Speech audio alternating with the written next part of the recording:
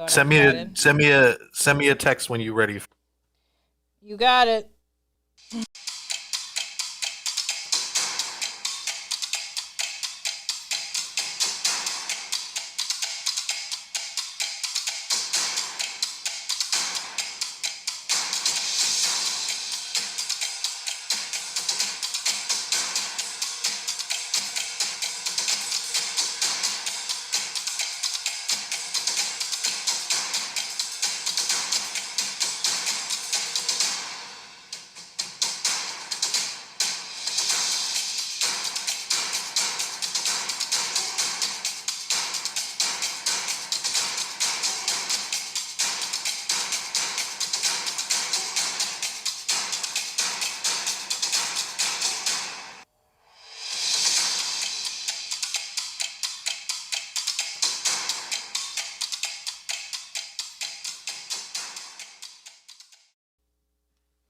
Hello, everybody. Happy Saturday. Happy Saturday. Welcome to the virtual release party by Divided District Studios. I'm Sean MacArthur, CEO of Divided District Studios. And I'm Jody Durrell, Vice President of Divided District All right, Studios. so we got a bunch of wonderful stuff for you today. We also have not only our books, Home and Worlds Beyond, Euphoria.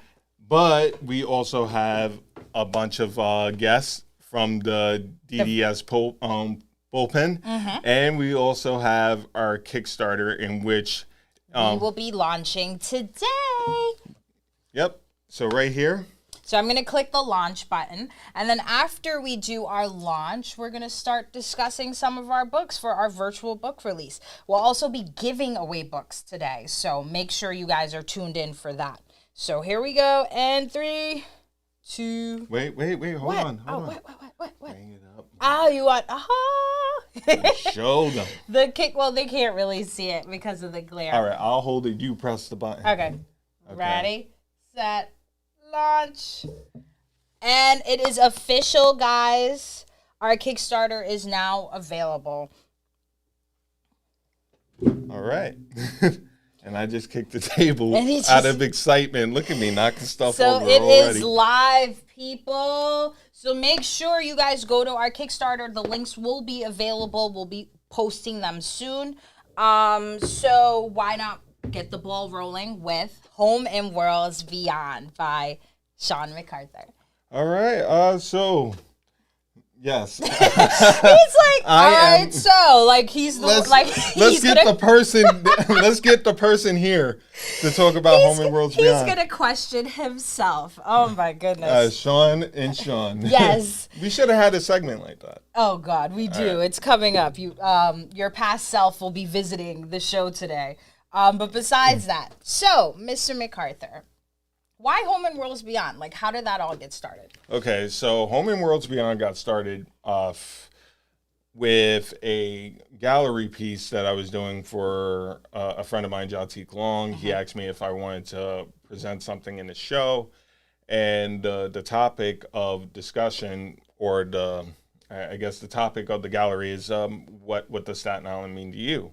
So I wanted to do a 15-page book on my life in Staten Island, and I wanted to call it Home and Worlds Beyond. And then it became a three-page drawing. Yeah.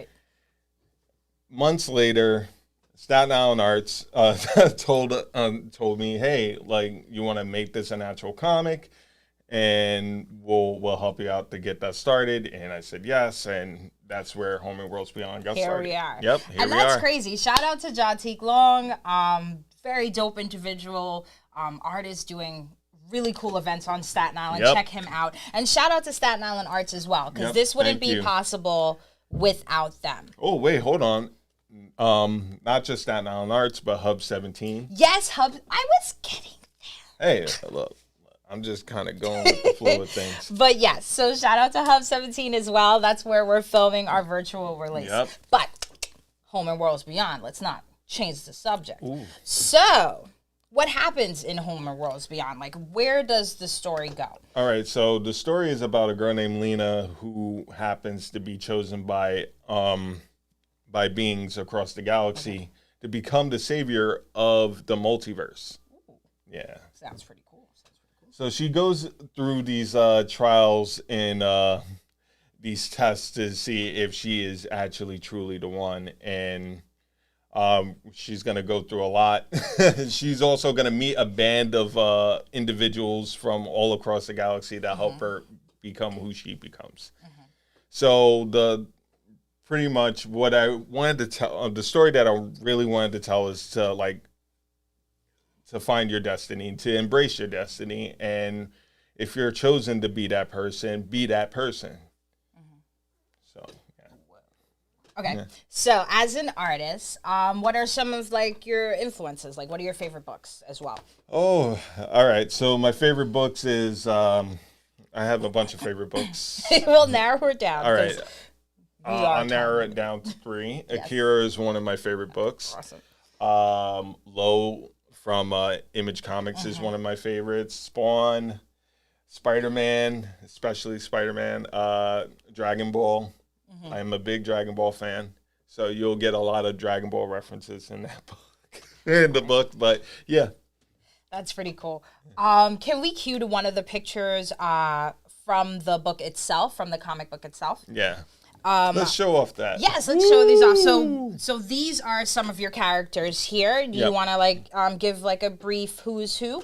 Okay, so the character, I'm going to start from the bottom left, and then I'm going to work my way up. So the lady in the red, her name is Glory Red. She is pretty much a chief or a recruiter for this group called the Vastian Regulators. Okay. And what she does is she organizes the missions. She finds the irregularities of time and space, and she sends her regulators to fix what needs to be fixed within the portals. Okay. And on the top, that's AG, who used to be a human, but he was cursed through his own greed of glory. So he was once a human samurai from the Edo era, and he wielded this cursed sword. And what happened was he wanted to be glorified in his in his skill of swordsmanship so much that the sword fed into that. So the more people he killed, the more of a monster he became. Oh my God! So tell us more about your main character now. All right, so Lena. She is just an average Joe, average Jane from Staten Island, and what happens is in the first issue, she decides to quit a job that she does not like, and she ends up getting bumped into another character named Shane McKee, who's trying to bring her into the Vast. Is that the guy we're looking at in this picture? He's the top left corner? Yep, top left corner. Okay. That's Shane. Kind of looks like me, but isn't me, but kind of looks like me. It's him. It's him. I assure you, I'm much handsome. I'm more handsome than that guy. Oh, my goodness. Well, anywho. But, so, really cool characters, really dope plot.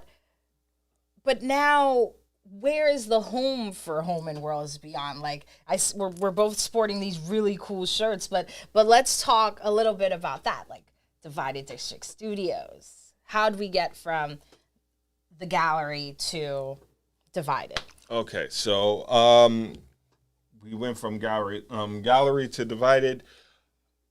Staten Island Arts offered us a chance to sign up for a grant. And with that grant, we won $3,000 for the grant, and I decided to start my dream right away. Said, okay, I'm going to start up a publishing press. I've been planning this dream for at least over 10 years to get it, to make it real. And I said, not only that I'm going to make the press, I'm going to recruit a bunch of skilled individuals to be a part of this journey of mine, including yourself, who, and also a few others.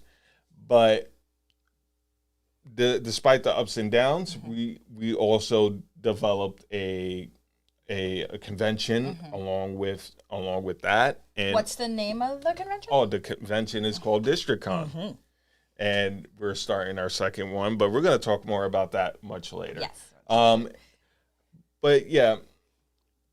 So is there like, sorry to cut you off. Go ahead. Is there a process for Divided District? Like, are we taking anybody or are we taking only professionals? Like, how can people, before we move on to the next book, how can people sign up to work with Divided District Studios? All right. So pretty much if you have art or if you have a story, you can contact us as Divided District home at gmail.com. Yeah. And what you do is you submit your story or your art and you tell us that you want to make a book out of it. Anyone could come in, professionals or non-professionals. We're willing to work with anyone. If you have a cool story that you want to put out there and tell, we got you. Yes. We pretty much take, well, I wouldn't say anything, but our company, we pride ourselves on sort of helping the little guy because a lot of doors get closed in your face. And we want to be the publishing company that looks at your idea, even if it's one sentence. As long as you have idea, passion, and drive, we'll help you publish that book. And a whole lot of work ethic. And a whole lot of work ethic. Yeah, because we'll help you publish the book because we're artists, we're writers, and also we work with a collective of artists and writers. So bring them in. The crazier the story, the better. We want to print like original, cool content. Yep, do the best we can, and if you work your end, we'll work our end, and it works out. But don't take it from us. Take it from the other creators that are about to come in and be interviewed by us as well. So yeah. You want to talk about Euphoria a bit? Before we talk about Euphoria, how shall we give away 2 of these Home and World books? All right. So, the first person to share. Oh, yes. That's a good one. So, first person to tag us. That means you are watching and you are paying attention. You have to tag Divided District Studios 2 and Home and Worlds as well, and you will get a free Home and Worlds book. Okay, so that's the first book. Make sure you are tagging us. Hey, and the first person we see in that tag when we check the comments will receive the first Home and Worlds book. And not only that, but you will also get a drawing inside by me. All right, so yes, now we can talk about Euphoria. All right. My baby Euphoria. So let's talk about Euphoria. Yes. Why? Why? Let's talk about why. Oh my God. So I started this book in like a feminist rage. Let's not even to put it lightly, a feminist rage. Being a woman in business, it's like really difficult, especially when you're the only woman in a room full of men. Half the time they are trying to mansplain or protect you. And it was just one meeting too much where I just woke up one day and said, you know what? What if I control him? What if I had the power? And it got a little dictatory. So wait.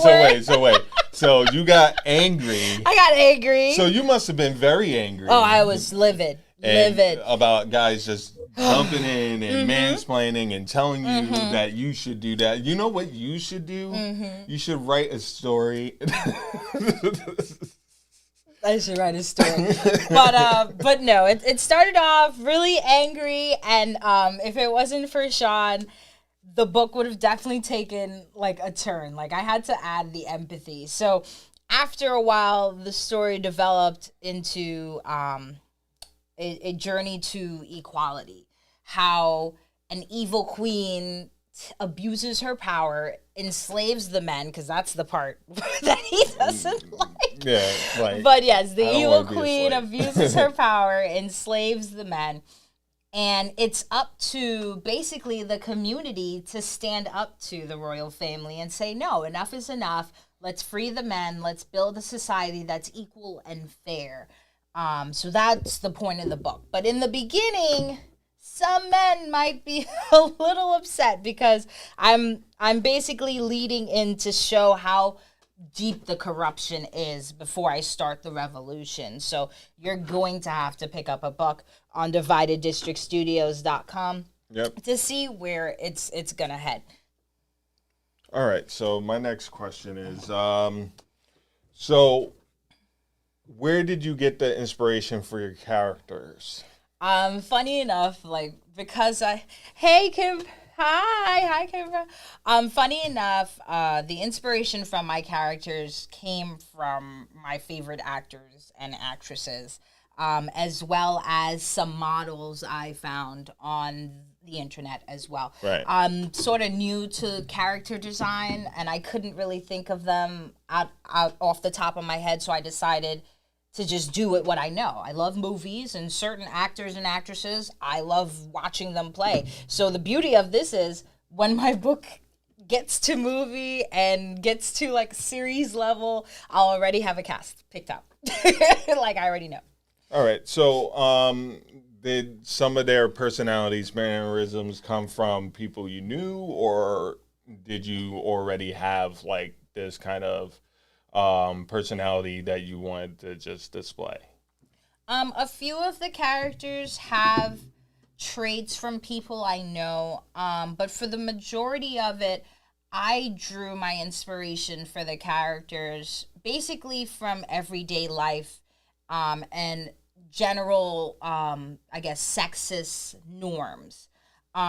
Pretty much anything you could think of that a man has done that's sexist, I flipped it and made it that the woman now is doing it to the man. And like seeing how the viewer is going to react to that was my main thing. Like I wanted the man to see like, hey, if you feel cringeworthy with her doing that to you, why would you want to do it to a woman? Right. Yeah. So your end goal is pretty much to educate. Yes. To educate these men. So like I know I asked you this question a bunch of times, but Right. do the male slaves have shoes? Oh, you always ask me Shoes this. and Yes, they are have they- shoes and they're fully clothed. It's not like Moses and the Egyptians. Like they're definitely fully clothed. To the point where they have specific uniforms for specific jobs and specific classes based on who they belong to. So if they belong to a rich family, they'll have a certain color. If they belong to a, let's say, middle class or poorer family, they'll be wearing certain clothes. So that way they're always cataloged and people know who they are. They also wear shock collars. Metal little shock collars. So, all right. So my next question is this: trying to develop a perfect land with a perfect law for the dominating gender. Is there any holes in that plan, in that goal? What do you mean? I mean, like, is there any imperfections within that the character's system, the world system? Oh, there's loads of imperfections. Because I wanted my world to mirror the society we live in now. How like women struggle with certain things. And I'm not saying all men are this way, but it's sometimes subconscious. And when we live and work in the business world, half the time that's what we're dealing with. We're dealing with having to show up and prove ourselves every single time, especially if you're in a field that has nothing, that isn't a feminine or woman kind of field. That's what happens all the time. Like growing up playing basketball and doing music, it was always, oh, you play basketball, prove it. Or you rap, prove it. And it's like, but if I was a man, you would just see me with the basketball and assume, oh, he's dope. Like he got the skills. So stuff like that definitely inspired Euphoria. I'm pretty sure that you mentioned corruption earlier. Yes. Within the system.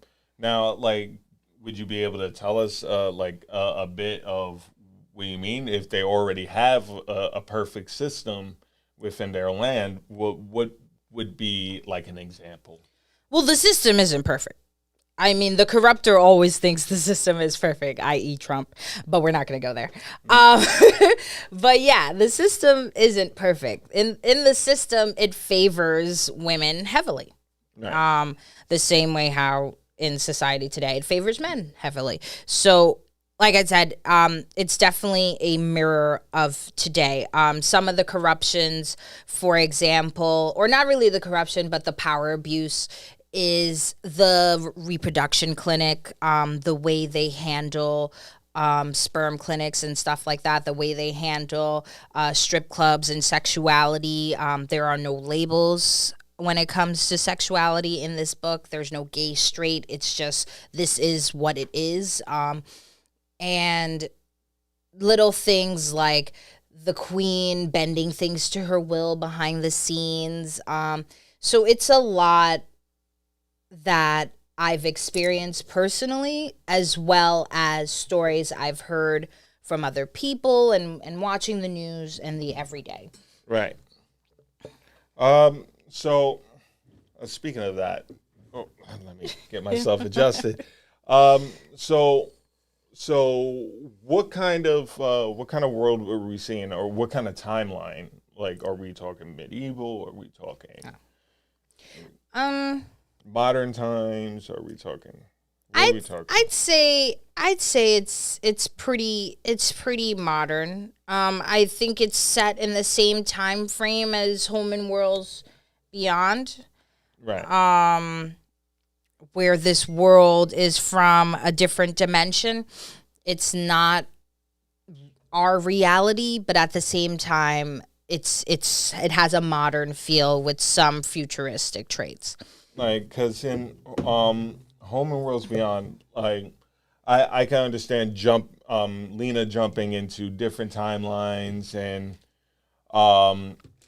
different moments and different planets. So what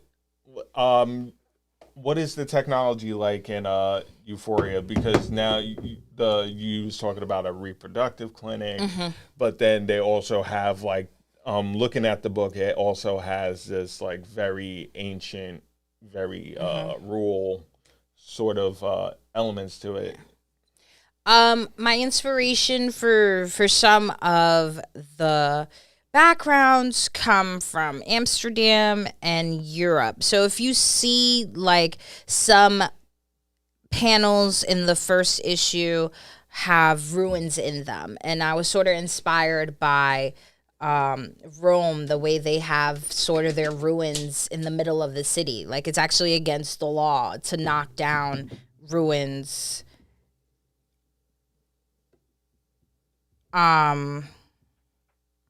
It's actually like against the law to knock down the ruins, and they just leave it within the city. So pretty much I have a mix of not so much cars, but horses, with some elements of technology like TV or phones or machinery and stuff like that.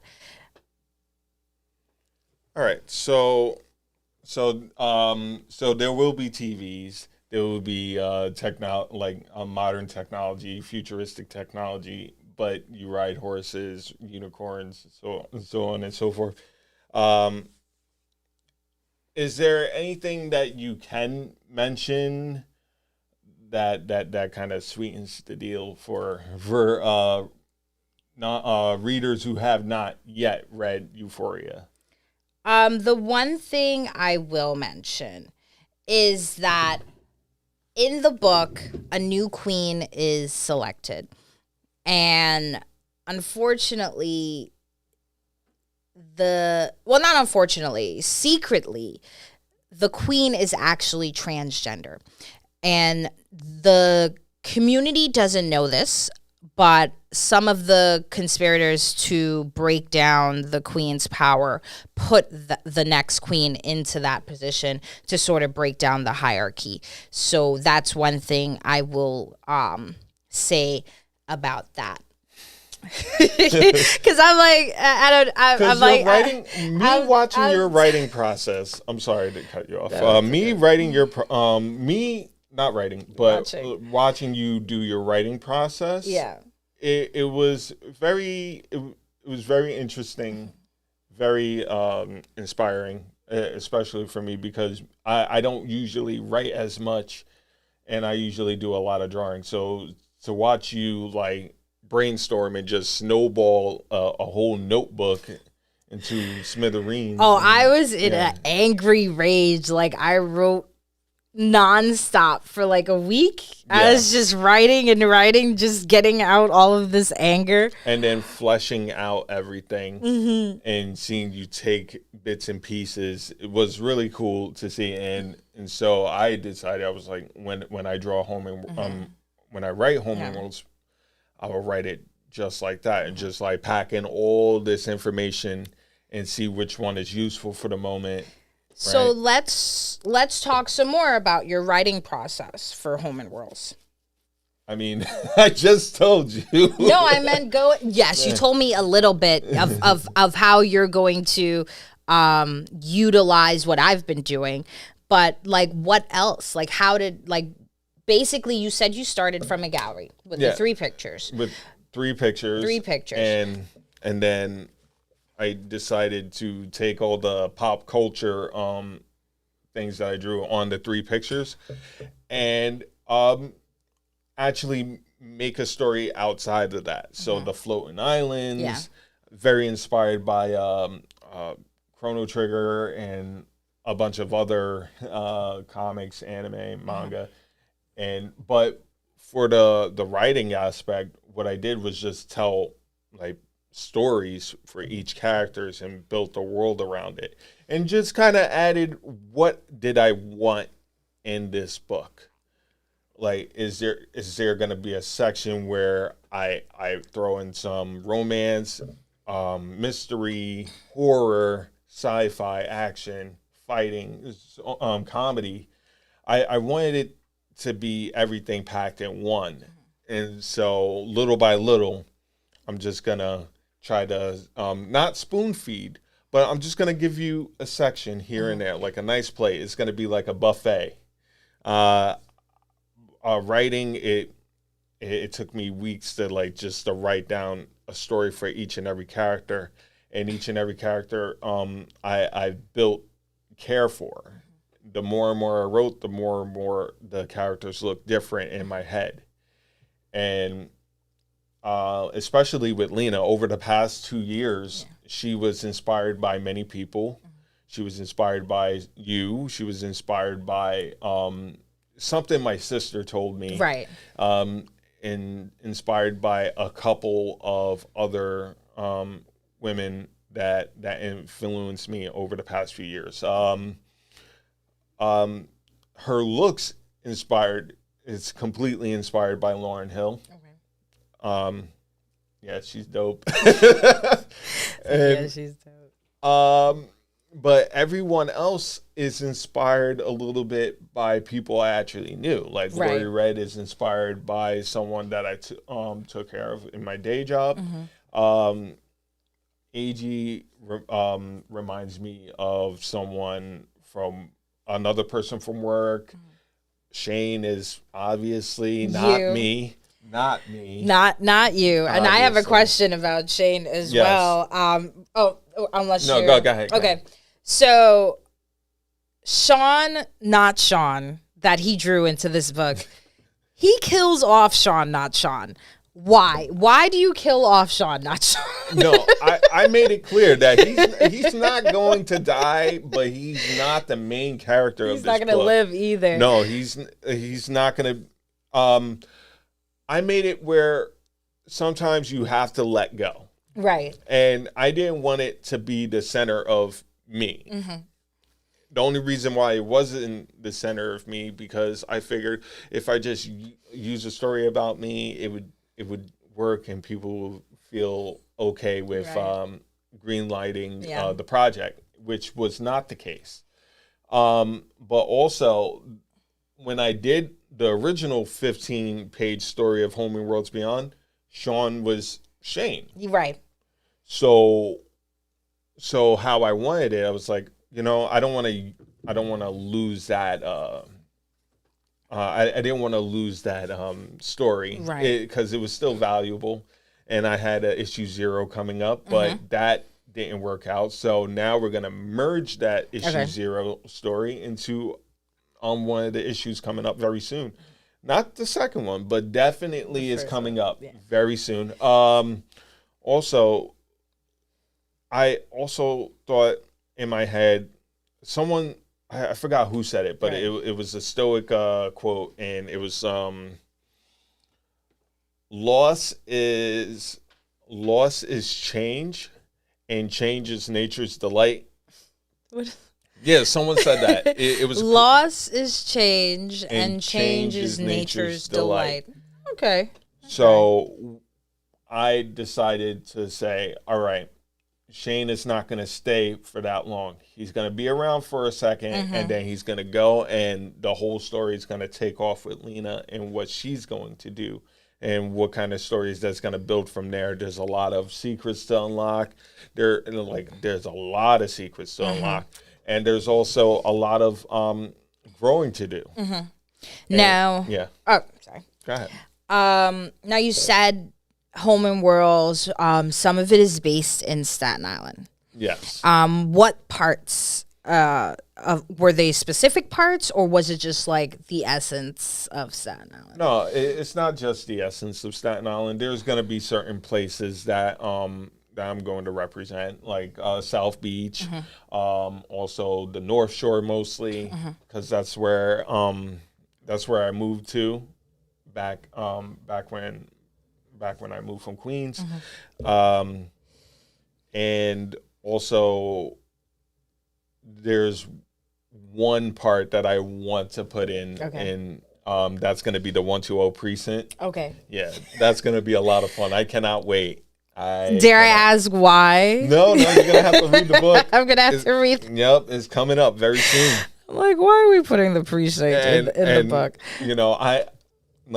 I don't have personal gripes with the 120 precinct. I don't. But we're going to have fun. Message. But we're going to have fun.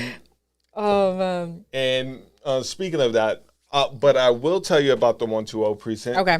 Is that there's doors in the sky that takes you to the alternate place, the bridge of the multiverse called the Vast. Right. And that's where everything is going to go down. So there's certain places and there's certain times where these portals pop up called checkpoints. Ooh, checkpoints. And the 120 precinct has a checkpoint. Ooh, is the checkpoint in the middle of the precinct, or is it somewhere like secluded, or do we have to just wait? You're just gonna have to wait. You're gonna find out why this was important to put the checkpoint there. Yeah. Why the 120 precinct is going to reveal a whole lot of stuff. And then you get to learn a little bit more about Lena. You'll also get to learn a little bit more about Shane, even though he's on his way out. But all in all, I think with the story, what I really wanted to do is just to address how I personally feel about everything within Staten Island. Okay. Was there anything that you struggled with during the making, like in the beginning stages? Character development. We'll go into it. Art style. Of just working on a time frame, because not only that, within the first book, I was working on my book, but I was also working on your book and a few other books in between, and trying to fit in all that time. There was big struggle behind that, but now that I am free from all these things, you'll get to see like full potential of Home and Worlds Beyond, the vision that I really wanted to show you. And the first book is wonderful. Right. I love it. However, you will really get to see like the full concentrated power. But yes, yes. Time Yeah. time was a big struggle. Because it seemed like for you, character development was easier than it was for me. Like for me, my writing style is weird because I'll write a story and fill in the characters as they go. Can you like describe a little bit of like what's the differences with your writing style? Like how do you, because it sounds like from what you said earlier, you sort of like develop your characters first and then you dive into the story. Right. So what's the process? What's your process So for that? I'm very visual. I lean towards art more than I lean towards writing, and so I have this vision in my head. I start with that, and then from there I draw first and then write. But as I was writing, the words was giving more vision. Mm-hmm. The more I wrote, the more the characters look different.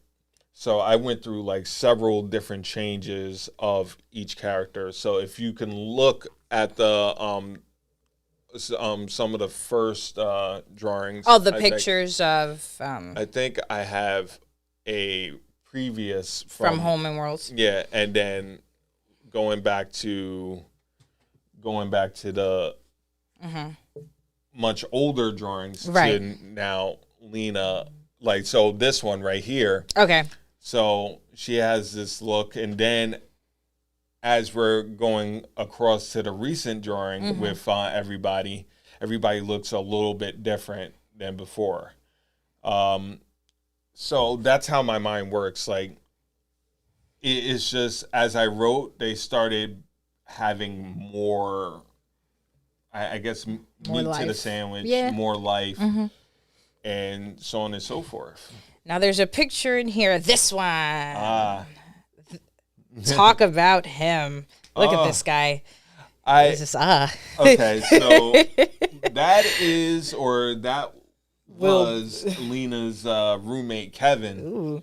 and Kevin was the more organized, and yet he's just trying to relax sort of guy. Lena is more of the, like, she is a wild card, Right. and he doesn't like that as much. But in issue 1, you get to meet Kevin, and he's pretty much scowling at her because she quit the job, and they're late on rent, and they need to pick up the pace on things. He gets a knock on the door, and it happens to be this little girl who consumes him, and that little creature is a body snatcher. So now he becomes a body snatcher. If you haven't read it, sorry. Oops. Spoilers. There will be spoilers. But if you do want to pick up the books, you can go to divideddistrictstudios.com. We also, remember, we are giving away these. So if you haven't had a chance to, please tag Divided District Studios on your Instagram, on your Facebook, or even on the YouTube, because we're going to go back later during our breaks and check these out. So we're talking about these body snatchers, right? What is a body snatcher? Like, is it like a zombie? No, it's more of a parasite that, Okay. that consumes you from the inside and takes control of your brain from the inside Okay. out. So I was inspired by the Invasion of the Body Snatchers. Yeah. Classic. And I also called them Body Snatchers, Yeah. but they're going to have a actual name for Okay. them. They just You mean call later that- on, or Yes. okay? Later on. So this is just what your characters Are in the calling book them. are calling them, but we're gonna find out Right. their And so- origins. But so it's a parasite, but where does the parasite, like, without giving away too much, of course, where is the parasite coming from? Like, is this a global pandemic type of thing? No. Okay. All right, so the parasite is pretty much just a little henchman that has been sent from the antagonist of the story named Ovid, which is funny Yeah. because we just dealt with, Yeah, and we can talk about the virus that shall not be named. Like we can say COVID. But yes, COVID. COVID. But I'm saying some people thought like, oh, I picked up like the name Ovid Right. from COVID. From No, COVID. but I didn't even. Wow. Slow moment. I didn't even. So, but you wrote it before. Yeah, a year before. Yeah. Had no idea what COVID was back then, but Ovid is pretty much the antagonist of the story, who lives in the opposite, the polar opposite of the Vast, which is called the Exiled, and it's a dark, dreary place where all of those type creatures, and reside. Do we have a picture of Ovid? I think we used it for the background. Or no, that's not him. That's not Ovid. Nope, that's. Oh, that's one of the. My bad. But That's one of the elementals. You'll actually see him in the Districon 2 poster. Oh yes, we have a Districon 2 poster that we will be printing for Districon, as well as adding it to our Kickstarter. Lit. No, Kenny. Don't worry about. Oh, yep. Yeah. But it's like back to you. So yeah, I showed him off one time in the book. Okay. I didn't want to show him just yet. Like a dark shadow. I wanted to build that up, and with Ovid, there's a lot of story behind that character as well. That's going to like bring everything together. There's going to be a lot of character development within him as well, or him or it. Because it's neither him or her. Because that's crazy. So that's basically your main character's journey. Is her end goal is to fight this guy? Yes, and to stop this guy from taking over the Vast, because once you take over the Vast, you not only that you take over the resources of billions and billions of billions and billions, millions and billions, tens of billions of multiple multiverses, but you also take control of time and reality itself. So anything can be possible if you take over the Vast. So as far as, let's talk about colors. I know the first book you had Phil Leon. Shout out to Phil Leon. Shout out to Phil. But let's talk about your coloring process as well for the second book. All right. So the second book, I decided to color it myself, and I wanted it to be more shade cropping or cell shading. Okay. Sorry. I wanted to have a more cell shading effect and just try to work on it myself, because I also wanted to learn how to color as well. And I really liked that style, and I really wanted to go with that. Finally getting a tablet and actually working on it, I figured I'd work on the second one, save up some money, and try this myself, because I thought it was important that not only that I know the ins and outs, because we are running a company, but we know what we actually want and how we want it. And also if there was no colorist at all, right? Like if there was no extra colorist who didn't have the time to help out, I can come in and be like, all right, I'll help. Yeah. Because my main thing is penciling and inking. And I always wanted to be a triple threat and be able to do all of that, and also learn how to letter. And that's another struggle. Another tier, as like well. Learning how to letter, like actually figuring out that how you do it is it's an art all in itself. Right. It has to flow and then the bubbles. Yeah. And I wanted to ask you that as well for Euphoria. Yeah. What was that like? Because I know when you did the lettering for that. Yeah. You want to tell? like he said, it's definitely an art form. Like, I'm still trying to figure out, like, I pretty much settled with what was easier. So I kind of stuck with just rectangular boxes for captions and rectangular boxes for dialogue. But one thing I thought was really cool with the comic books growing up was how they would make their sound effects part of the background, or Yeah. even like when the person is yelling or screaming or putting emphasis. All of that is sort of designed. It's not just typed in. So that's you have some cherry. That's happening. I was not trying. I was trying not to like. I was like, oh. But that's definitely something I struggle with as well, because I'm looking at all these really cool comic books and I'm just like, oh, my dialogue and my comments just look so like so blah. Like I don't know how. Well, I'm learning. But all right. So now that you said that, I'm learning. Yeah. This is your first attempt at comic books. Yeah. And you knocked it out of the park. Thank you.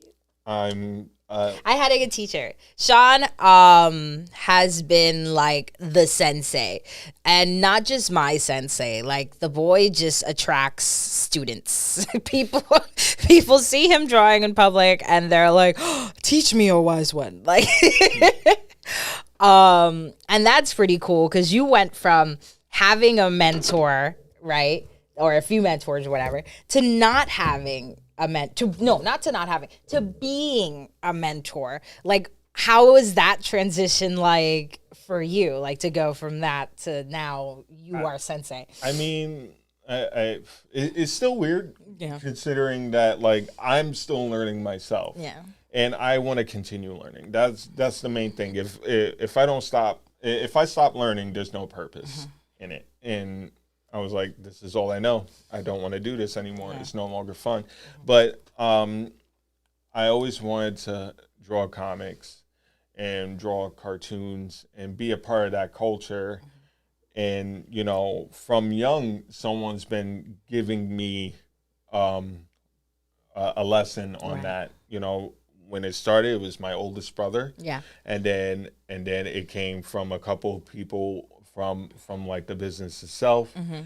And each and every lesson just got me further and further. So when people who are who are interested in learning, they're like, hey, I want to draw like you. I was like, just draw. Just draw. Just draw. It's like, I want and to they're draw. like, that's kind of vague. That's a vague answer. But that's all you can really say. Right. And I mean, but at the same time, but I was like, start drawing, get into Yeah. details later. Yeah. Just have fun with it, and little by little, you'll learn, you'll develop a style, you'll develop what you like, what you don't like, and from there, that's when everything works out. And goes down. yeah, but I wanted to talk to you about what was like not only dealing with me. I know, but I need you to say it. Oh my God. So starting a comic book with someone who's never done a comic book, I bet is pretty stressful. Me being the non-comic book person, because in my mind, I'm like, I'm a painter. We're free. We're flexible. We break the rules all the time. So for him, when I started off, it was very much like, this is the path. Follow the path. A, B, and C. Follow it. Well, follow it. Like, follow the body. Like, but no, and I'm pushing every step of the way. Like, I have such a huge problem with authority. I mean, who doesn't at this point? Every kid from the 90s. and you know what's crazy? Yeah. I think why you all right. That was my main issue. Yeah. With trying to just get you to it was your why. Yeah, He's like, I kept why? asking why. I was like that little 2-year-old kid who's Why? like, listen, you have to do this. But why, Mom? No, this is the way But- you do it. Without that why, we wouldn't have Euphoria. We wouldn't have the embodiment of Divided District Studios. The more you said why, the more I asked myself why. And I was like, yeah, why? It's like, I gotta go talk to Yeah, them. why we gotta Right? do that? Because, doing comic books can be intimidating because there's a specific way you're supposed to do it. And that's not even breaking up into subcategories of what kind of comic, a manga, a superhero, a graphic. Like each one of those has its own how-to of how it's supposed to look. Or how you would like it to look. Oh, how you would, no, not even how you would like it to look, because how I would like it to look wasn't the traditional at all. So that's why I said how it's supposed to look, like certain panel sizes or the fonts have to flow. Like that was kind of confusing to me as well because you can't cover your artwork. But when I'm drawing in the artwork, I wasn't paying attention to where to put in the dialogue. Right. And also thinking about the fact that your character can't sit there and monologue 50 paragraphs because it's not going to fit Right. on the exactly. page. Like your character has very limited conversation. I mean, you could give him a lot of dialogue, but you definitely can't fill the slot. Like, were you also having trouble, like, filling up those dialogue boxes and like trying to? Absolutely. I was definitely super wordy about everything. I wanted my characters to say a whole bunch of stuff, and it just wasn't working out the way it should. And also, dealing with the lips bubbles. Yes. The word bubbles. I gave up. Honestly, I gave up. I decided to. That's why I have rectangles in mine. I honestly would like to eventually adapt to like the little ellipse, or is that it? But I was like, listen, I'm gonna fit it in this rectangle, and they just gonna read it. They just gonna have to deal. I think, with that sort of attitude and just gumption, I guess those who don't know do. Yeah, right? They figure it out. So we're just learning as we go along. If it doesn't work, it doesn't work. If it works, it works, and we can't be mad at that, right? I mean, it got to the point where, like he said, my whys eventually had him not only questioning himself, but also questioning the people who were trying to help him get better, because now he's going up to them like, but why? Like, my girlfriend says anything is possible. But no, at the same time, but it has to be a why within reason. Yes. Like, it can't just be just cause Right. that's what he was giving me in the beginning. Right. I was pushing back a lot because most times he's like, oh, well, that's just the way it is in comics. But to know, like, in order to break the rules, you have to Right. know the rules. So, Exactly. So if you know those basic steps, you'll Right. be able to work the comic to being exactly how you want it. Right. And so I think I was that's like, why. fuck the steps. Excuse my French. Sorry for the children watching, but it was really that frustrating. Like, it was like tug of war, because not only was I sitting here writing this man bashing book, I was also questioning the very thing that he had grown up to love. So it was a constant struggle back and forth, especially because me being the girlfriend, I'd be like, babe, can you draw this for me? Like, and then he'd just look at me and be like, just do it yourself. Like, Yep. You don't play tough that. tough love. cannot- I get away with it sometimes. Yes, everyone's. You are not simping anymore. The reason I said you are an adult, and you are you're an adult, and you're a fully capable artist that can do it. Well-educated artist. Yep. Oh man, because Sean drew the first 5 pages of my first issue. And then after that, he was like, never again. Figure it out.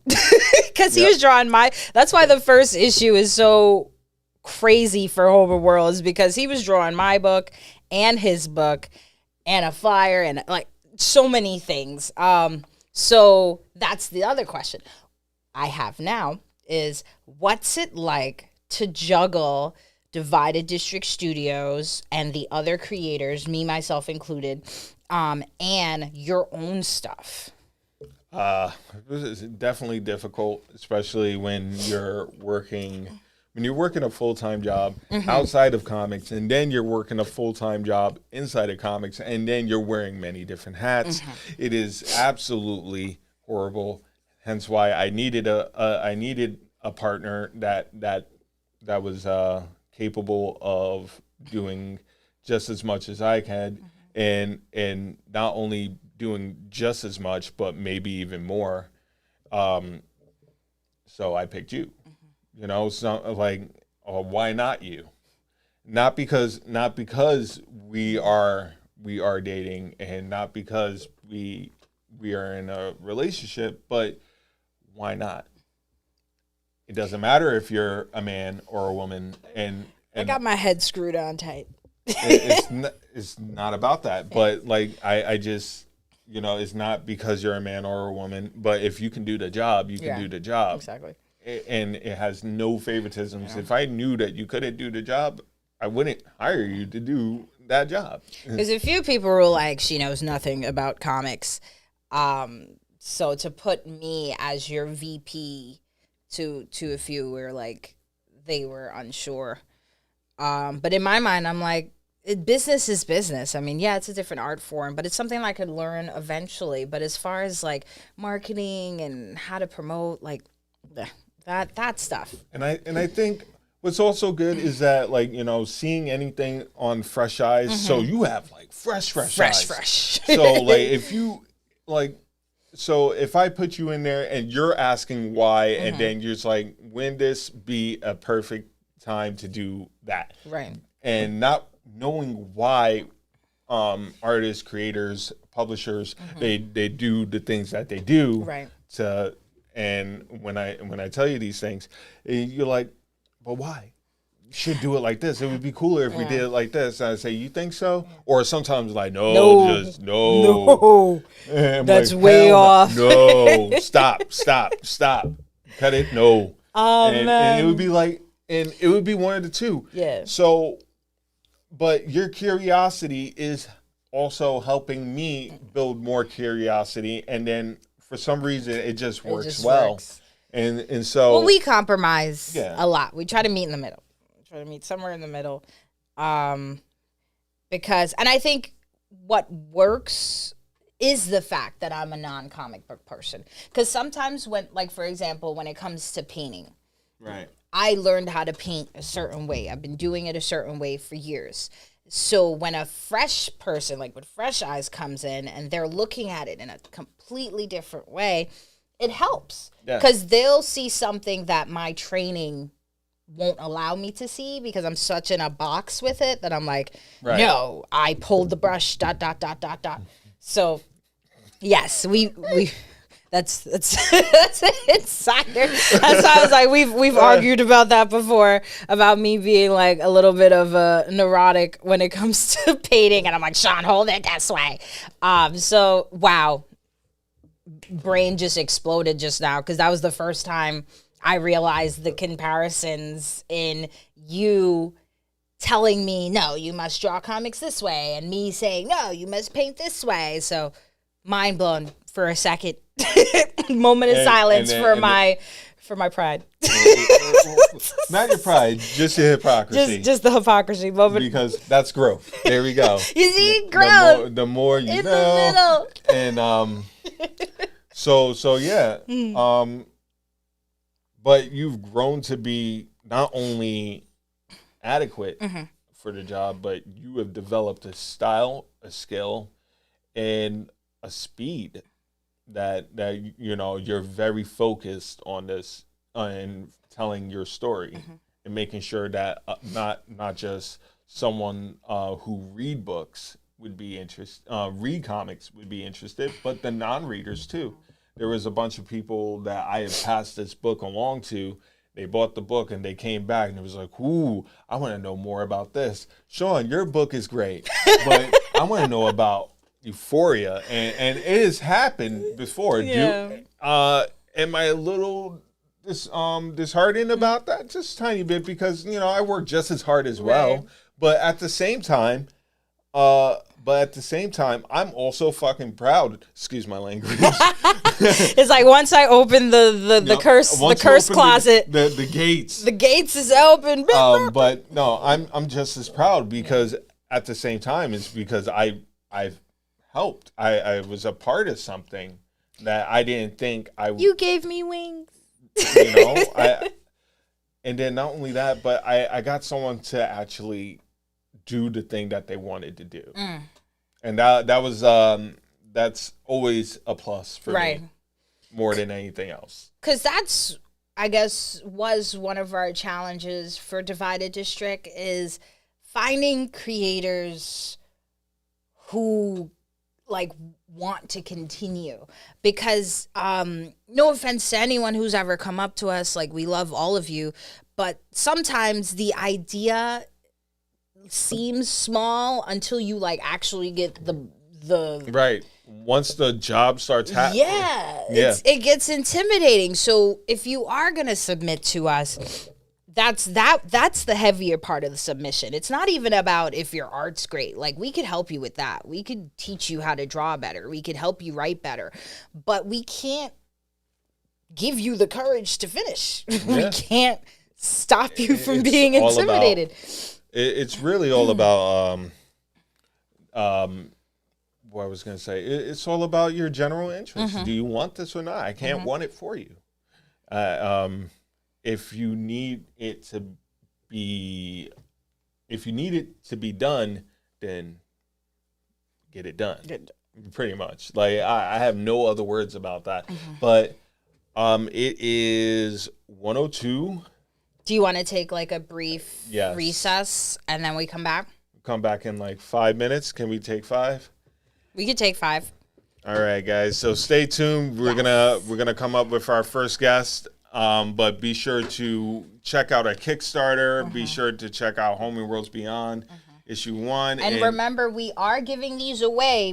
During the break, we're gonna check on those tags. So if anybody tagged us during the live for the first hour, we will be responding to you. The first 2 people will get a Euphoria, and then the other 2 will get Home and Worlds, and then our last 2 will be getting a copy of our sampler that's going to be coming out soon.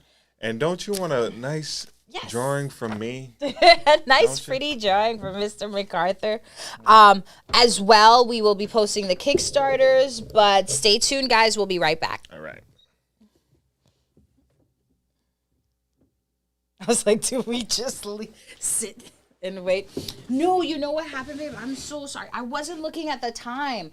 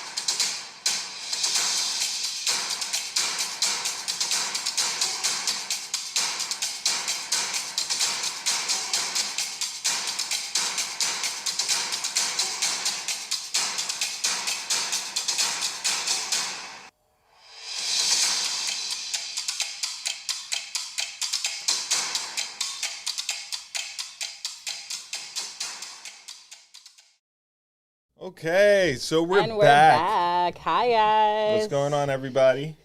So now on this segment, we're gonna talk about a Kickstarter that we just launched an hour ago Today. today. So if you haven't checked out our Kickstarter, please do. There's plenty of cool stuff in there. Well, let's talk about some of the cool Yeah. stuff before we got 5 minutes before we launch our first interview. We'll be offering. Go ahead. Wait. I'm trying to get this There out. we go. There we go. We'll be offering our books that we released last year. So issue 1 of Euphoria and issue 1 of Home and Worlds, as well as issue 2 of Euphoria and Home and Worlds, and our new stories, which you guys will be introduced to during the interviews today. As well as some really cool merch. We got some t-shirts. Oh yeah, hoodies, Hoodies, posters, mugs. signed stuff. Like it's gonna be awesome. Yeah. It's gonna be awesome. But please pledge. That's the main thing. Yes. Oh, please pledge. Things don't happen without you guys, and we definitely need your help on trying to fund our projects. And we're only asking for 3,000 to start. Yes, 3,000. Which can start with a dollar donation, $5 donation, $20, $20 donation, $5. pretty much anything. Basically, our titles that we have coming out, you guys are in for a treat. Oh yeah. You guys are in for a treat. And just like me, one of the next creators also new Yes. to comics. We'll be talking about Night Shift Ooh. with Marissa and past Sean. Yes. Sean from the past. Sean from the past. He's a Hey, Mental Rolodeck, what's going mental on? Rolodeck. What's going on? So yeah, we'll be linking up with past Sean to talk about Night Shift. This was an awesome process dealing with this new creator. Yeah. I can't wait for you guys to like check it out because this book is dope. Written Yes. by Marissa Booth, drawn by Kenny Million. Kenny. Thank And God which for saying the last. You're gonna see. Yes, we're doing an interview with both of them. That's going to be awesome. So check that out Check in that a out. couple of seconds. Just like in a couple of seconds. We could actually cue it up now. Yeah? Yeah, if we want to get started. Ooh. All right. So now presenting our interview with Marissa Booth and Past Sean. Sean from the past. Oh my god.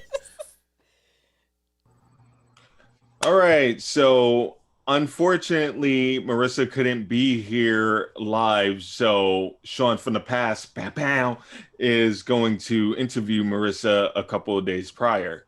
So Sean from the past, meet Sean from the future, and so on and so forth. How's it going? Hey Jody, what's going on, guys? Welcome to the interview with Marissa Booth, and we also have lots to talk about. She is the creator of one of our titles here at DDS called Night Shift. So Marissa, how you doing? I'm doing good. I feel great today. I'm really excited. Yeah, awesome. We're finally getting the Kickstarter launched today or days later. And your title is one of the titles that's going to be funded. Mhm. Are you excited?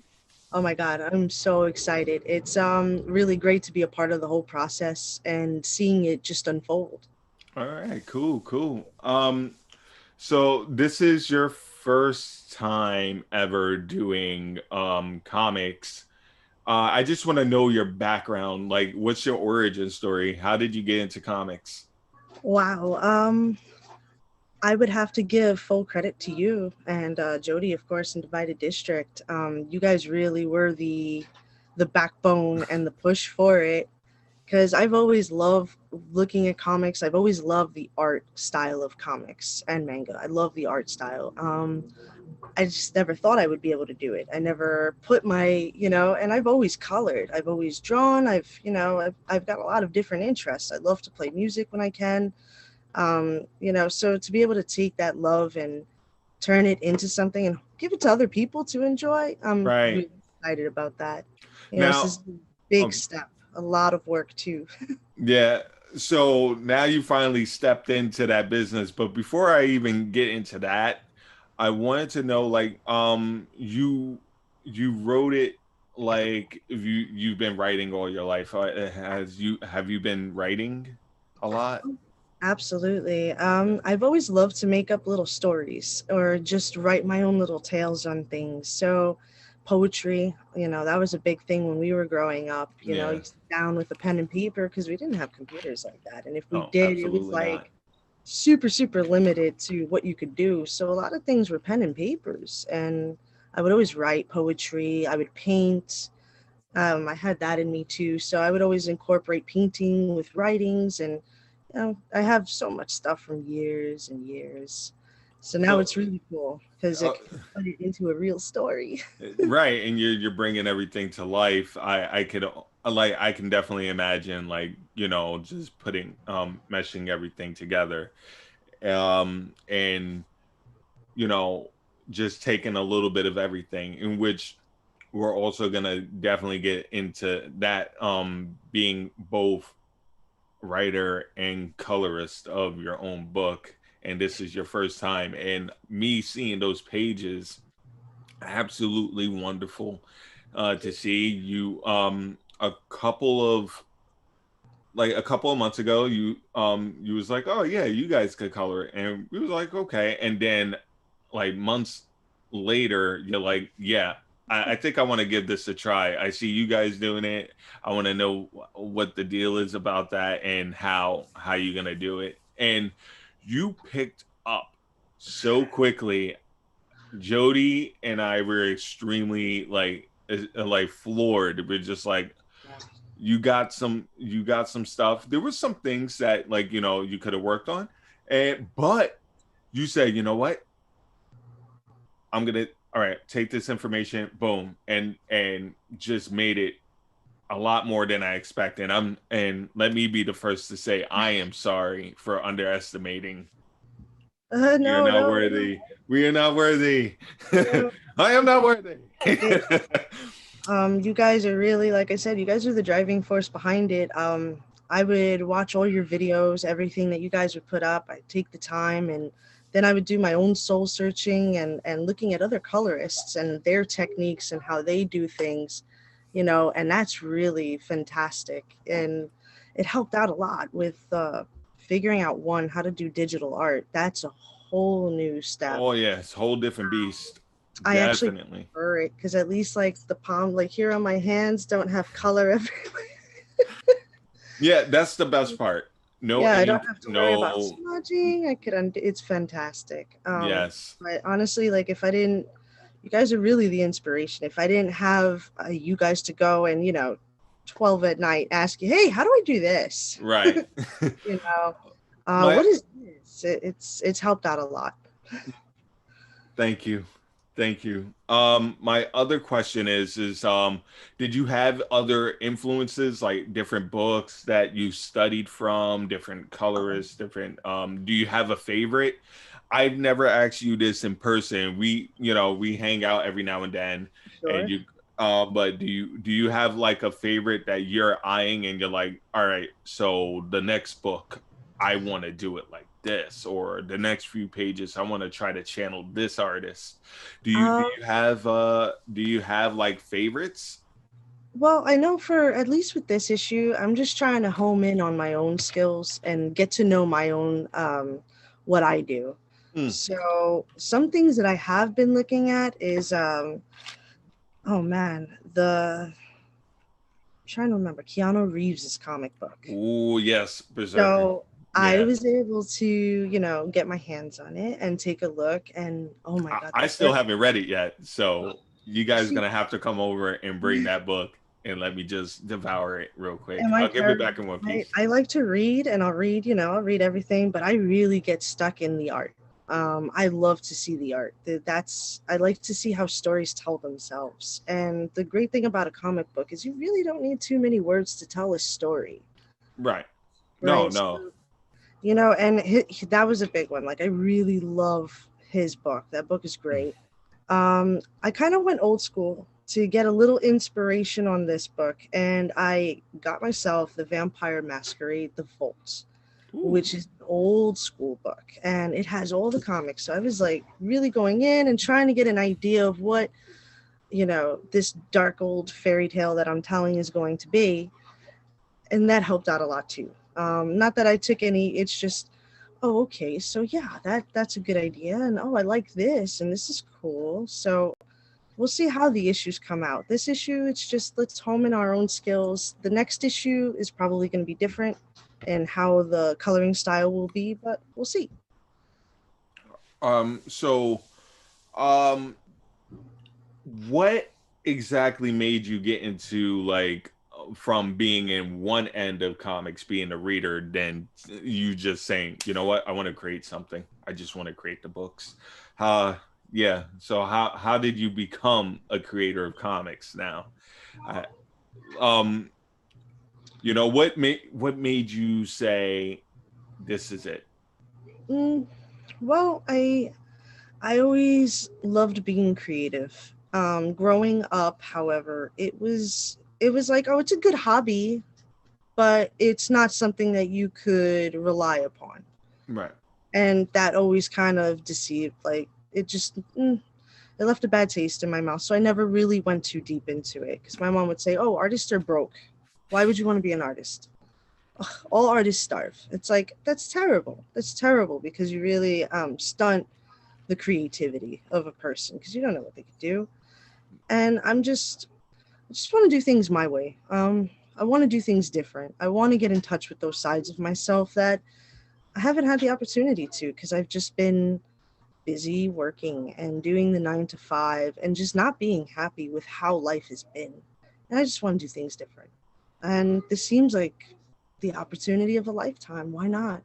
When are you going to have the opportunity to write, color, and do something awesome with one, you guys are always friends, and also a great company. Thank you. So it's great. It's really like I can't explain that transition. It's like becoming a butterfly. Right. Um, when I started doing comics, I felt the same way. It was just like I always wanted to do comics, but there was always something getting in the way, and mostly it was me. And I didn't feel too fulfilled about how I was going about things, and so I just gave it a chance. And yeah, a lot of people do say that, like, as an artist you'll starve, and which is true. There are days where like you are not making much, but at the same time that hunger is also making you better. And then Hmm. once you get better and then people see your work and you're producing so much, you blossom into this money making machine I some agree. in some months. But then, so there are highs and lows to it. We can't always win. But yes, speaking of books, let's talk about Night Shift. Right. Tell us. Wow. Well, so I have always been the macabre little one of my family into monster movies, and I I've always watched them. And the thing is I always wanted to have more modern monster movies because they always base these movies and they're very Bram Stoker, or they just have that typical Nosferatu feel to them of, Right. oh, we're ancients and centuries. And it just seems so unrealistic to me because I would imagine that we can have these creatures living amongst us, almost like not Daredevil, I'm trying to remember a good one. Almost like I'm trying to remember the name of the movie. I can't remember off the top of my Devil Boy. There you go. Almost like that, where it's like, oh wow, it's literally right behind a wall and you're in the underworld. And I've always loved those types of fantasies because it's like, wow, you can look at a church and go, I wonder, Or Right. you can look at like a part of New York City and be like, I don't know, that's a little sus, you know? Yeah. And I always wanted to just like really get into different things. I've loved it. So I've already had this passion for werewolves and vampires and witches and all this horror and gore, especially. I'm a big gore fanatic. The more Me blood, too. the better. If I could splatter blood on everything, I would.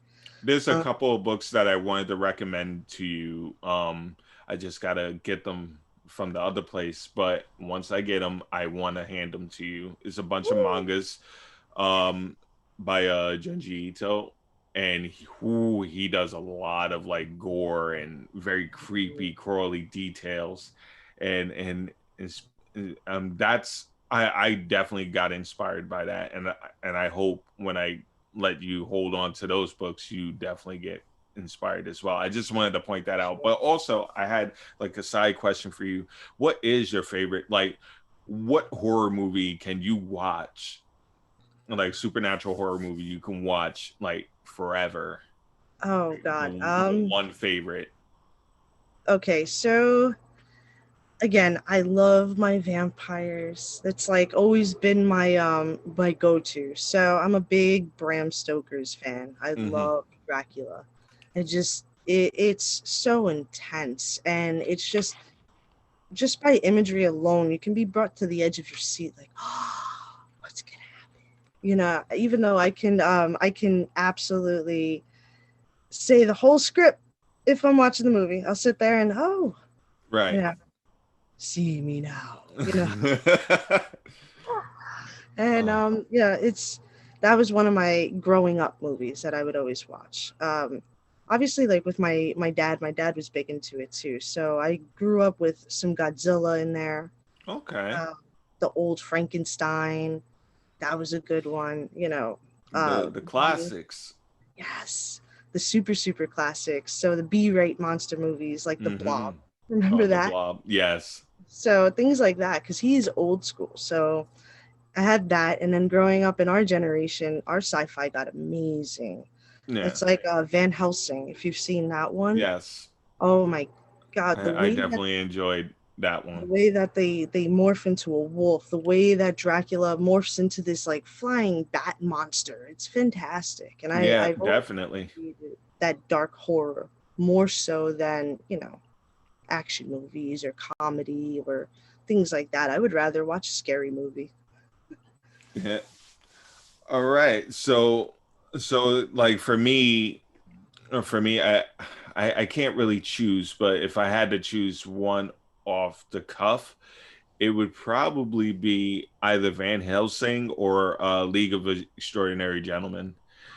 That I forgot about that one. That Yeah. was a really good one You too. know, when it comes to like supernatural films, I Mhm. also like The Covenant as well, but I kind of felt like it was a bit boy bandish, you know, there wasn't too much like grit and You want that. You want the grit because it's supposed to be, you know, you're supposed to see that fear, that primal side that most of us, we kind of dig, you know? We see that little primal side and we're just like, ooh, it's going to be a fight, you know? exactly. So, Right. what's the story behind Night Shift? Can we get a little? Can you rap a taste about that? Ooh, so what I wanted to do with it is I wanted to be night shift, as I said, based in modern times. I Right. didn't want to make it this old school thing. I wanted to be realistic. I wanted there to be the politics behind it, for there to be the, you know, we're for it, we're not for it, the argument, you know, that nice just degree of balance in there. I wanted to also have this idea of what would it be like if werewolves, vampires, witches, and all these mystical creatures of the supernatural realms came together and lived amongst the humans and truly lived amongst the humans. Right. And this is pretty much where we're starting off. From there, we'll expand. What gave you the inspiration of that alone? Because I feel like wait, I'm sorry, excuse me. Um yeah, so what gave you the inspiration for that to, because there are some stories where there would be like one half of town and then the other, there's a bunch of them like that, but to Mhm. have them like coexist completely, so that means my next door neighbor is a human if I'm a werewolf, Right. or if Exactly. I'm a, like, a dwarf or something. Like, what told you to like just bring them in all together one time?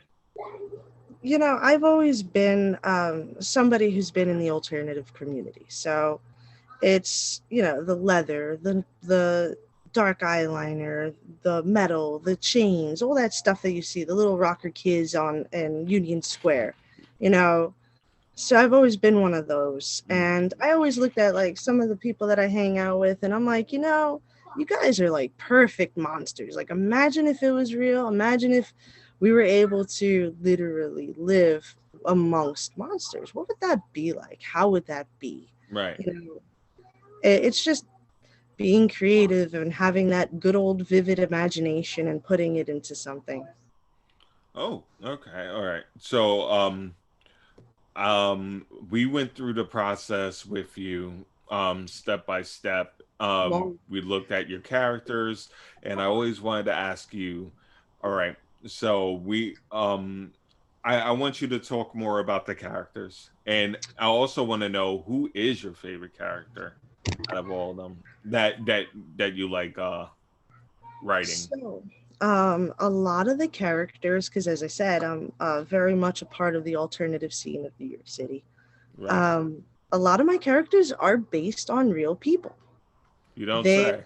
are, yeah. So I went around and a lot of my friends, I'm sitting and thinking about characters and I was just vibing to myself for a few weeks on how I'm going to do this. And I like literally, I'm sitting amongst my friends. I'm like, oh my God, I'm so dumb. And all of you are my muses. Are you kidding me?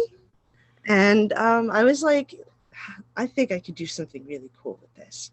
I'm like, hey guys, you want to be in a comic book?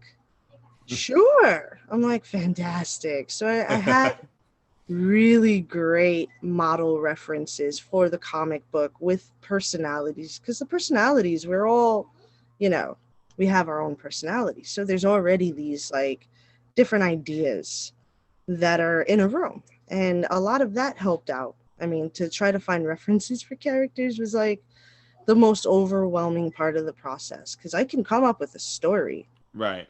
It's just you need characters. Right. So creating the process, did you had to look through your list of friends? Did you have to kind of like figure out and have conversations with the people that you want in your book? Did you have to have that conversation to talk with them, and not just for permission but also for inspiration? What would you say?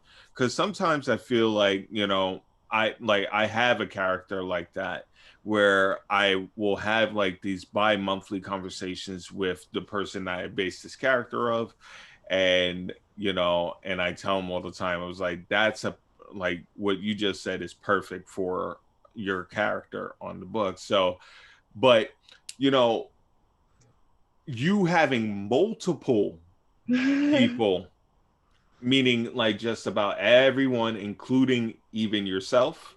Right. For me, I did a character on myself as well. Um, did you have to pull back or add more to the character that you put in Mm, as yourself?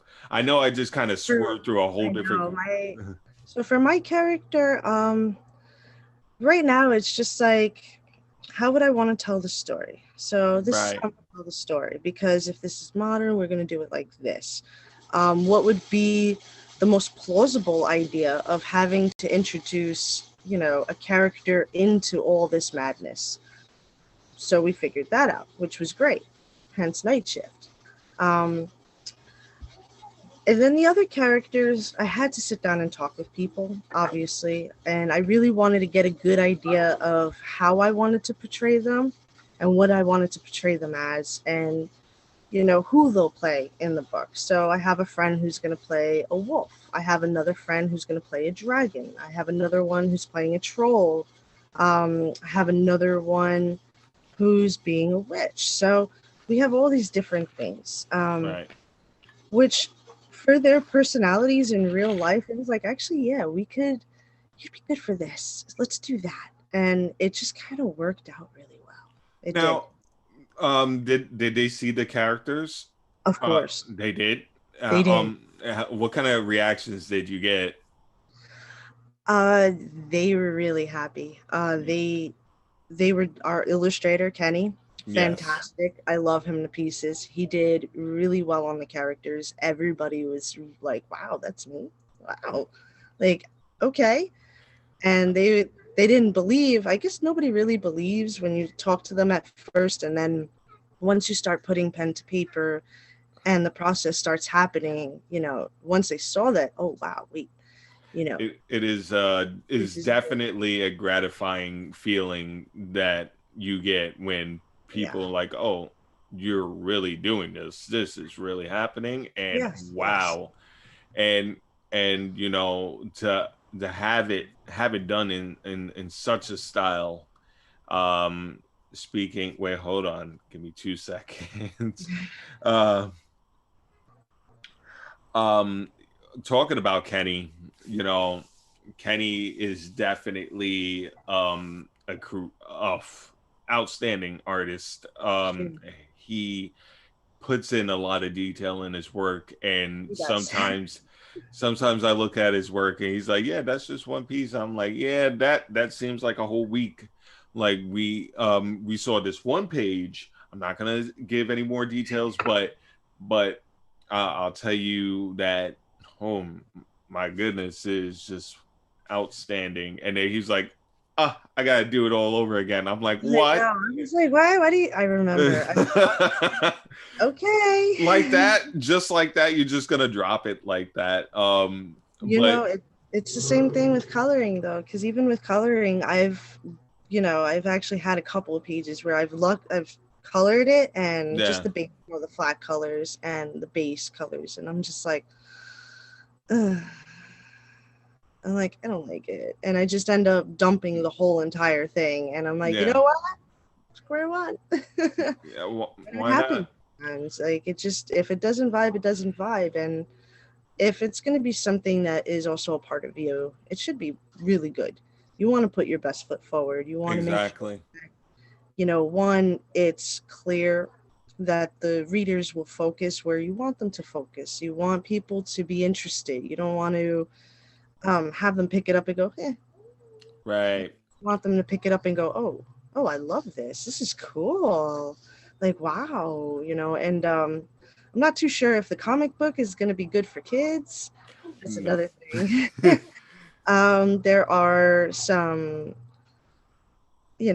parts of it of sexual content and violence and blood and gore. It is a, vampire book with like werewolves, and obviously there's going to be some death and despair.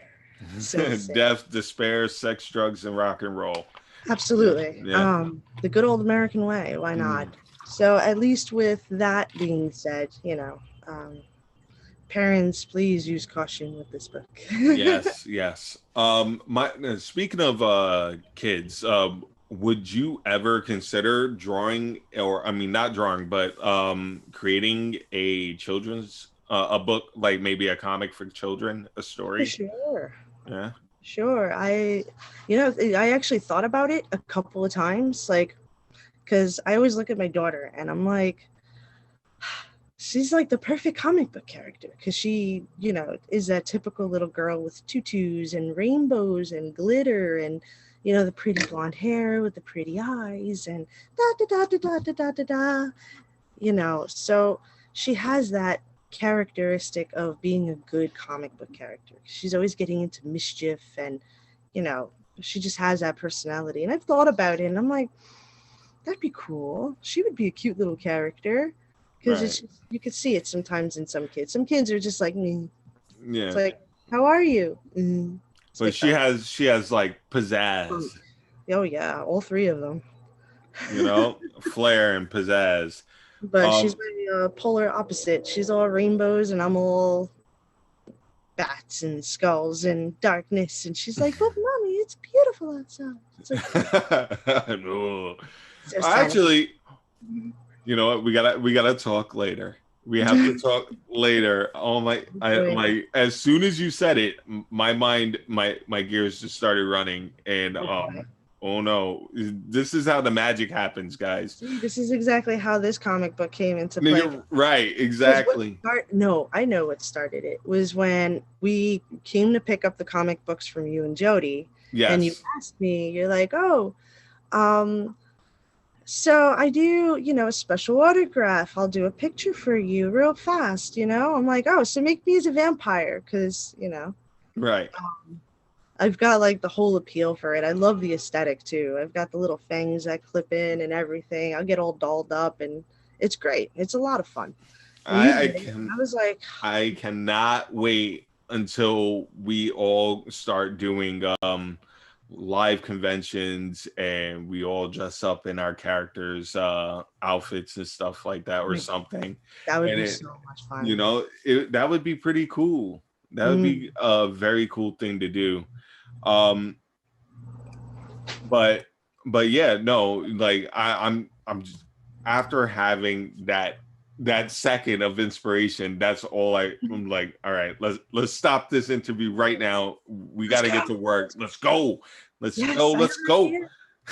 it. Right. This is how Night Shift came about, though. Yeah, It was just us hanging out and talking, and it was like, and I remember just sitting there like, you think they really want to make a comic book? Because I was talking to Eric, and I'm like, you think so? And he's like, I don't know. I'm like, yeah, let's see. And I remember, and then you guys were like, yeah, you know what? Let's do it. And it's like, oh, okay. And we rushed the last like couple of weeks with the pages. right. That You know, was so bad. we like But in the biz, yeah, we in got the it.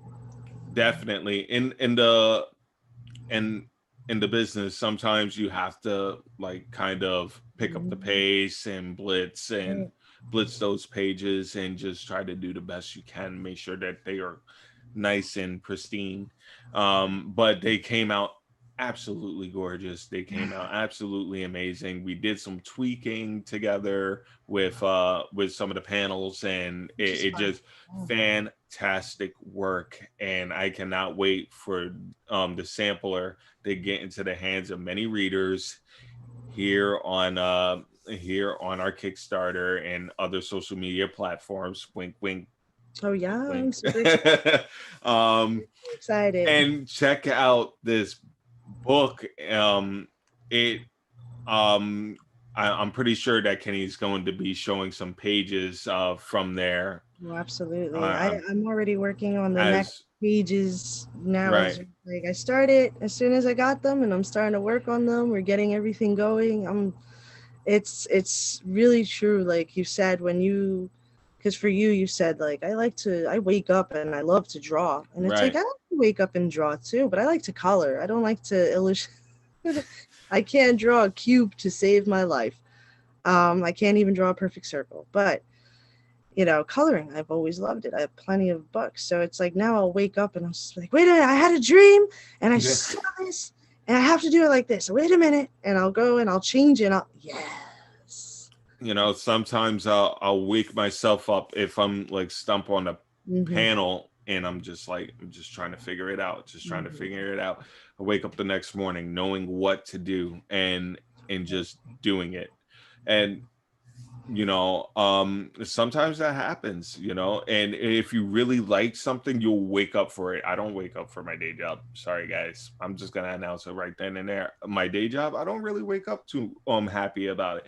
But when it comes to my on my day off and I'm ready to draw, I am ready to draw up and Yeah. early, I doesn't have matter. to stop myself. Yeah, I'll get to certain points where it's already like 1 o'clock in the morning. And it's like, wait, like, babe, you've been drawing since after dinner. Like, right, so I'll start at 7 sitting down, and I won't even get up. I won't even realize I've just been sitting there for hours stuck in these pages. So it's really nice to have that. It's like therapy, and being able to put your love and something that you enjoy. I hope that everybody will see the love in those pages. There's so much. Yes. So we speaking of like the love for the pages and everything, do you have a favorite page? Do you or you haven't yet?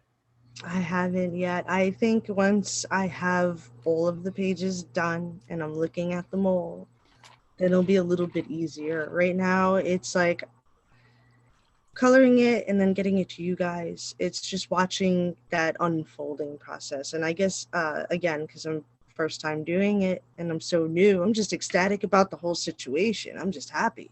Right. But then I'm heavily critiquing now. I'm noticing. I'm starting to, okay, I think this and I think that. And no, I'm going to take this out. I'm going to put that in, because at first I was very hesitant on doing certain things. Can I erase that? It's like, yeah, you can erase that. I'm like, yeah, extremely proud of you. Like, you jumped over several tall hurdles. You got it nailed down quicker than I did. It took me at least 2 to 3 months to figure out how to flat properly, how to flat properly, how to lay down the layers, and what's too much and what's too little. It took me so long to figure it out, and I was walking around with a book. I still walk around with this book. It's always in my backpack, but there's a section in it where you have to where they teach you coloring, and every now and then, even today, I still flip through it if I'm a little stumped on certain things or I'm feeling inspired to do like certain features, textures. You nailed it in within weeks, and I'm just floored. I'm extremely proud of you. Jody is extremely proud of you. And if you guys are watching, please pick up her book. Please pick up her book. Support the small guys. That's right. Support the small guys. We got our whole universe happening here. Oh yeah. And it's coming along it's coming along rather quickly. To the point where it gets me a little anxious that this is going to be one of the books. And at first I wasn't sure if you was being serious, but when you came over and we had that meeting and Kenny was there, and me and Kenny kind of ruined the first meeting because we had a artist romance of they had a bro moment. He was like, "Yo, check out this. Check out what I did." It was like 2 little kids in a just look what I got and look at my toy and look, oh my god, I love this, and oh wow, do you have? Oh, it was great. You guys were difficult, but after that it was real, and even now it's that surreal feeling where it's like, this isn't happening. This isn't really happening. And it's like, no, it's happening. It's, it's finally like you're getting the opportunity. That's how I feel. I feel like this is the opportunity that everybody kind of waits for. Some people get it young. I don't know, I didn't get it young. So, neither did I. Fine. I'm sorry, New York City is a tough place to be. Yeah. I mean, you're much tougher than that. You do a lot of like on yours, the work that you used to do. You did a lot of heavy lifting. You did a lot of rushing and doing extreme stuff. So yeah, no, you're a lot tougher than you portray yourself to be, and you should be patting yourself in the back and be like, yo, I did a comic book. Not everyone can say that their first initial want became a reality, like their first initial like thought of doing something like that, because comic books are, and people say it's easy. Some people No. say, but it's not, because there's a lot of alleyways, not alleyways, but there's a lot of processing. There's a Right. different process for everything, and you got to make sure that it all flows together. Right. And and I think you and Kenny did that wonderfully, beautiful, loved Right. it. And it looks like we're definitely going to be on time for, book releases, full book releases. It's Speaking of that, looking that way. what are we thinking? We all agreed, because you have like a really you have a supernatural book.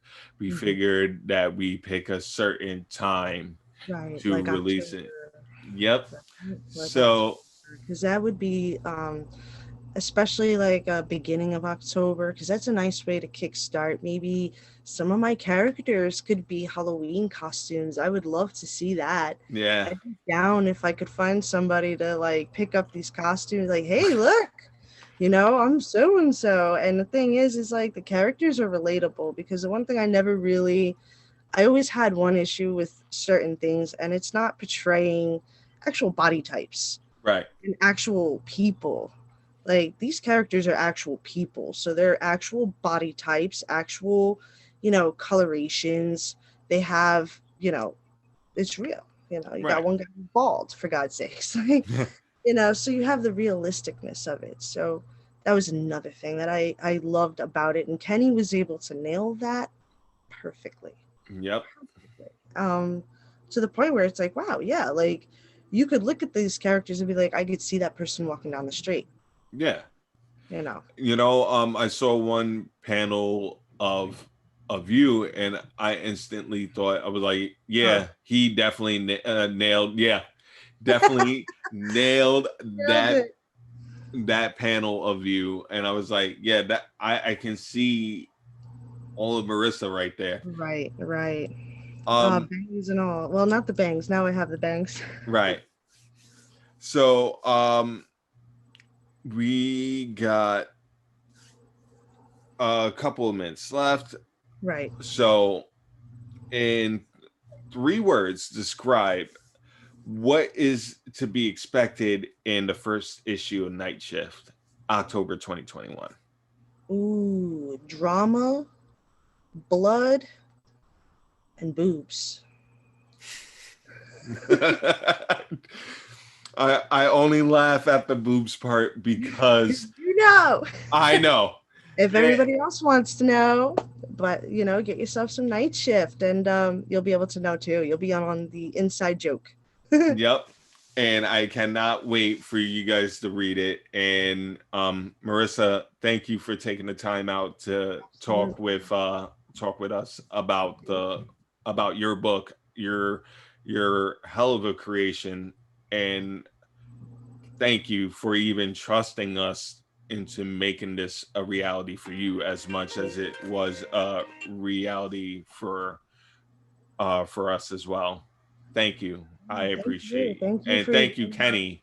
Yeah, Kenny, for sure. He's a man who put all this into pages and made it more realistic, and I do thank you guys. Thankfully, like, we have really great friends like you. Also, we have Divided District Studios to really give all credit to. Without you guys, this would have never happened. Without you guys, you guys are the driving force. You're the, hey, so how are you doing? Like, hey, what do you think about this? And you guys really are it. And if you guys weren't here, it wouldn't have happened. And I no, well, actually it comes hand in hand, because you was like, and we're always taking on people who want to actually do the thing. And at first we thought you was joking, and then you was like, I want to do this. And I was like, oh shit. Excuse me. But I thought it was gonna be me. It was me. It's always me. I can't help it. I'm sorry. But but yeah, definitely is definitely a pleasure, and I cannot wait for us to start making more books and coming together with even bigger projects. And we're going to talk about that that little idea that we just had. I'm gonna rewind it back and You over gonna do here. a kid's comic book? Oh, yes, we gotta do it. See, look at that. Magic is already happening here at Divided District Studios, and we are always creating. It doesn't matter what time. And yes, so thank you once again, Marissa. Anytime. Oh, Uh, kids, oh. don't ever let your mom tell you coloring is stupid. Yep, it is absolutely not. Not. Stick to it and always do it because it'll help you out as an adult. Mm-hmm. There you go. And not only that, but you get to be creative with all the funky colors. All the funky colors. Mm-hmm. But yes, thank you, Marissa, once again. Jody and Sean from the future, back to you guys. I'll check you next time. Thank you. All right. Bye, guys. Bye.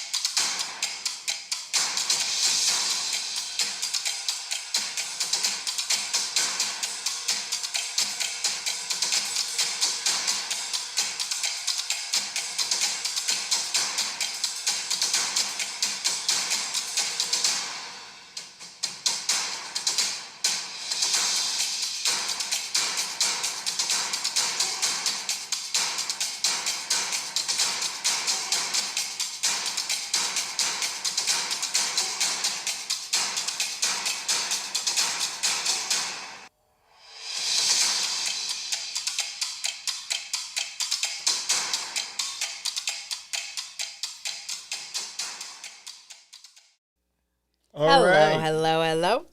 What's going on? So we're back. Thank you, Sean from the past, for interviewing Marissa for us. What I a really great like- interview. Yeah, it was really cool to interview her. Sean from the past. and talk to her about Night Shift. Yeah, such a great collab between her and Kenny. I can't wait for the release. Yes, I can't yes.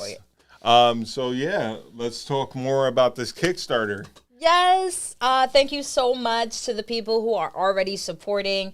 We love Yes. you. Thank you, The thank you. link is live. Any amount will be appreciated, and we just can't wait for you guys to see and read these new titles. Yes, because we have a bunch of ideas in store.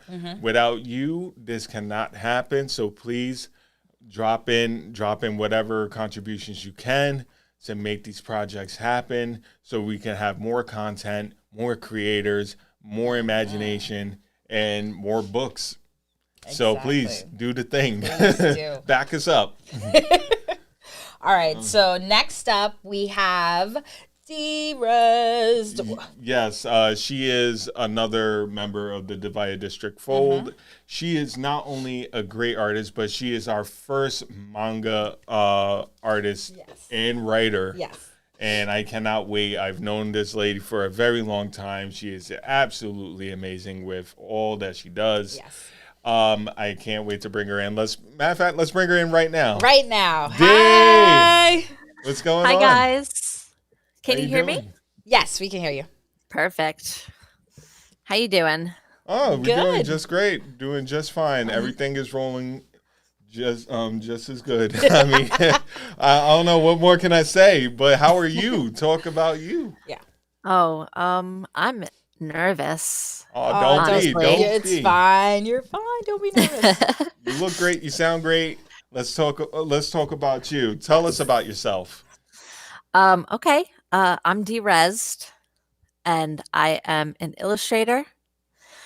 I am a tattoo apprentice, Nice. and soon I'm going to be a 3D modeler. Hey, Oh. very nice. So, how did you get? What got you into reading comics and like just liking or loving the genre and the medium? Well, my parents were always collectors themselves, Okay. and I kind of inherited that from them.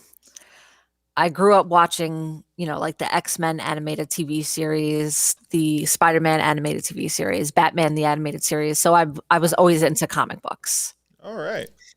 And then I started watching anime Yes. Yes. and I became a giant weeb. Nothing wrong with that. Yeah.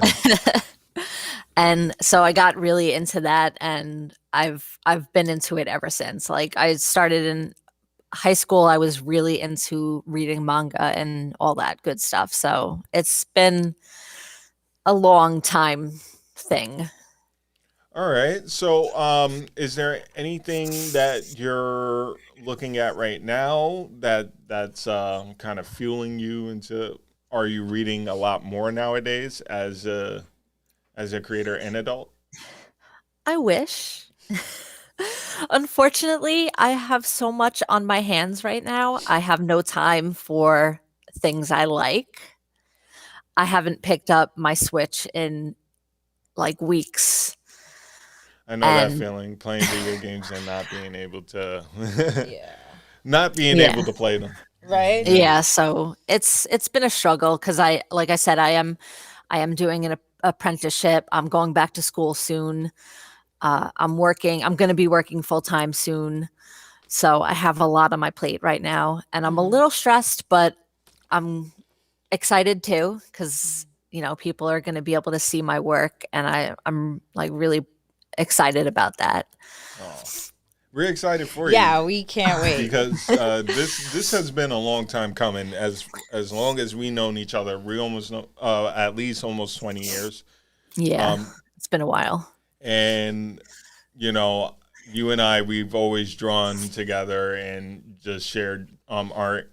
So seeing this unfold and us finally stepping up to the plate and doing what we always wanted to do, it's very gratifying to have that happen.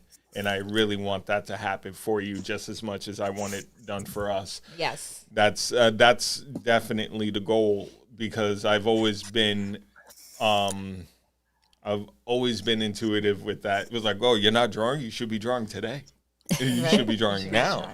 And simply because I don't want to do this alone. It's not fun doing it alone. No. And maybe that's a little selfish on my end, but no, you guys deserve it, and especially you, as hard as you work. So let's talk about Reshift. let's talk about Okay. Reshift. Yes. Tell us about Reshift. Okay.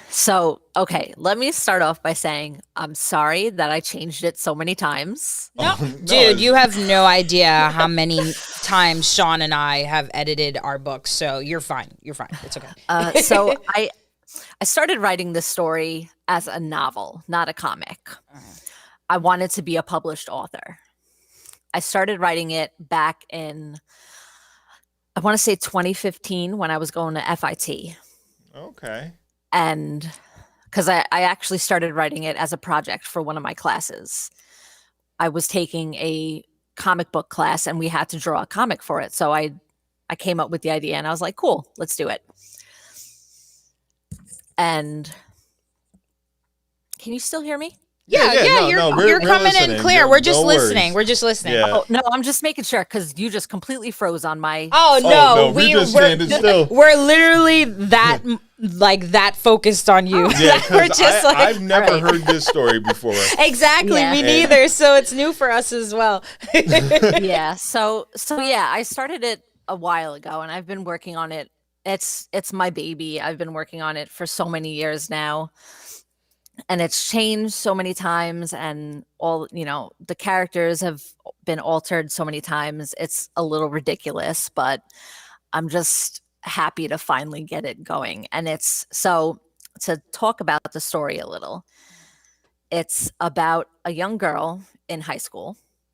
Yes, high school, who just is literally shoved into another world. And so she discovers this place. It's called the Other World, capital O, one word. And she is saved by this girl who calls herself a chaser. And she's saved from this monster. It's a shadowy creature called a daemon. or demon if you prefer to pronounce it that way. I'm not really particular. And so she later discovers that there's this school where she is invited to that trains these people, and that's basically as much as I want to give away without telling without you too more, right. All right. So, my next question is, what was the process like creating this book? It was rough. Okay, so these pages that I gave you, I did in about a week, which is why they're a little rough. Because I changed my mind again, and so I've been inspired by a lot of anime stuff, if you couldn't tell by my art. Right. And I was inspired to do this by a lot of things like Soul Eater and Yu Yu Hakusho and all those really good like urban fantasy animes. And I was like, I want to do something like that. I want to be that person who people cosplay their characters at, Comic-Con. Right. Right, because you're also a cosplayer As well. Yeah. Yes, I am. Which is awesome because you just you dabble in all types of mediums and art, and which I can't, me personally, I can't find the time to do that, but you try to find the time to do that, and you do it so well. And I saw a couple of your tattoo work, and that's improving by each week that I see that you have, like you show your practice pages and stuff.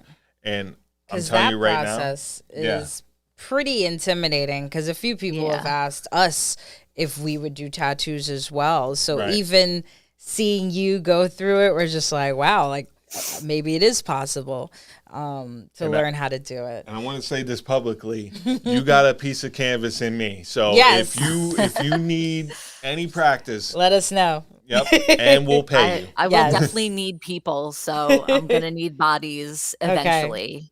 Yep, and we'll pay you for I'm it. down. Most definitely. So how long did it take you to develop like your story and your characters? I mean, I know you're still working on it because you were editing up to even this week, but and that's okay. But just so far from idea to script to drawing.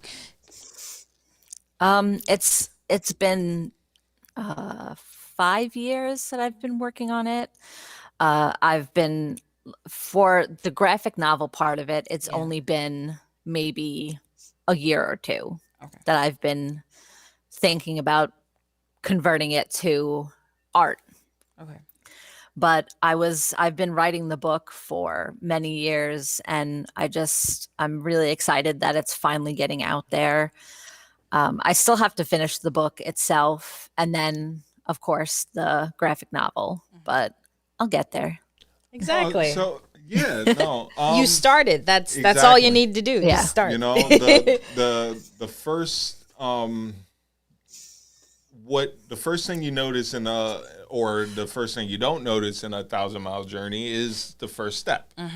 And all you need to do is to start that 1,000-mile journey is take one step. Humble beginnings. Yep, and you took many of those one steps, and it is marvelous because now we're up to a part where we are producing a sampler. So people can okay. Get close. He's like, get closer to the mic, MacArthur. Yes. Hello, microphone. Get up on it.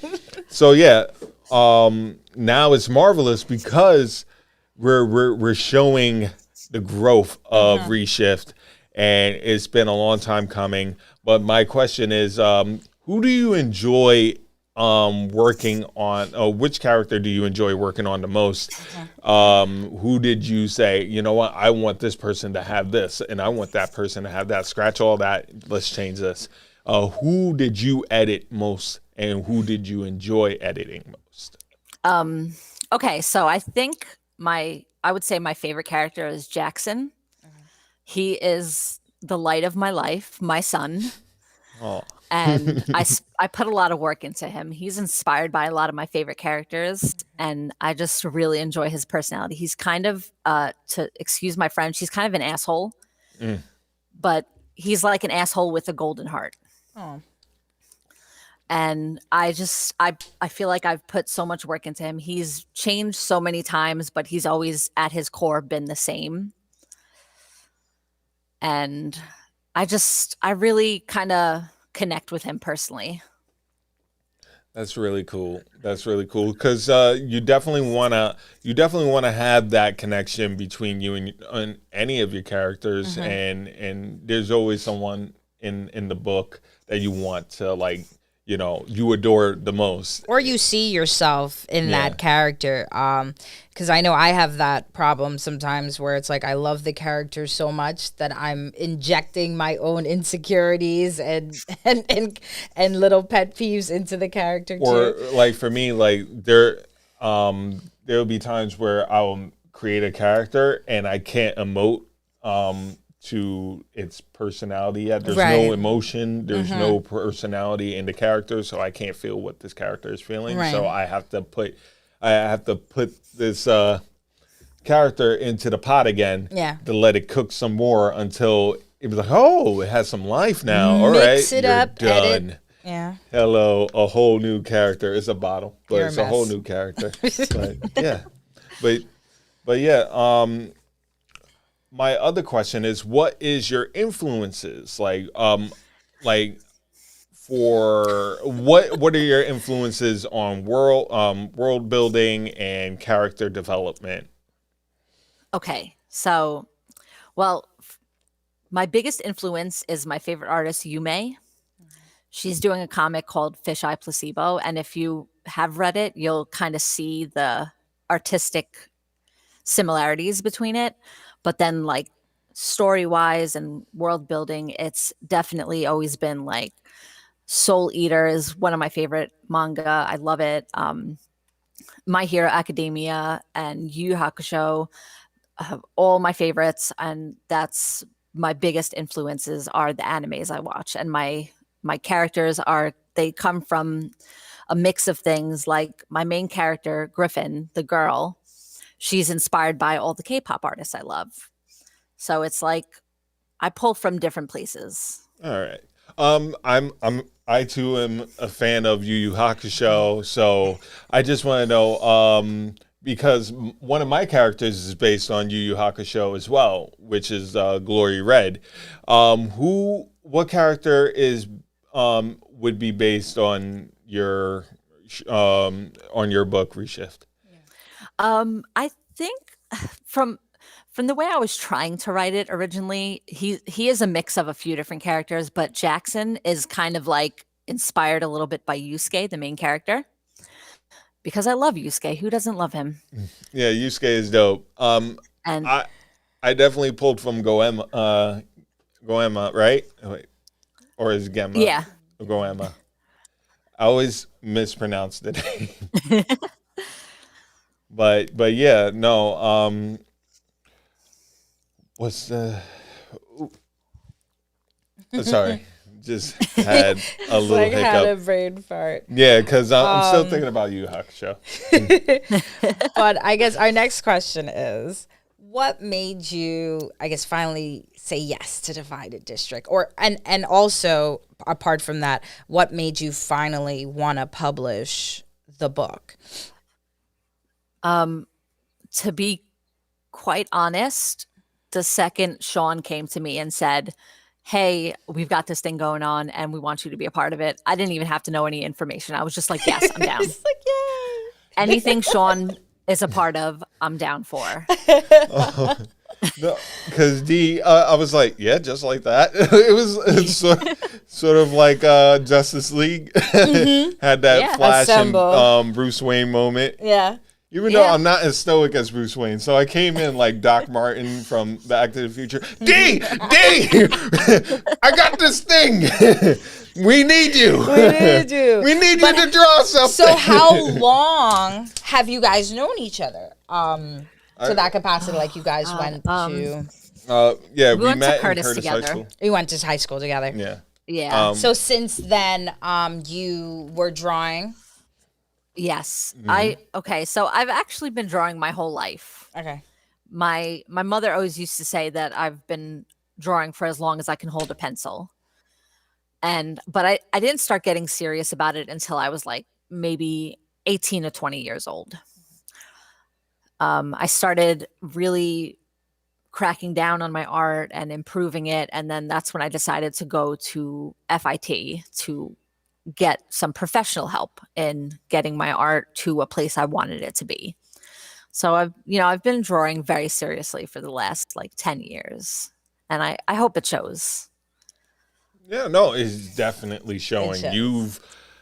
I mean, since I met you, you've always been wonderful and I always try to like pick your brain on how you draw.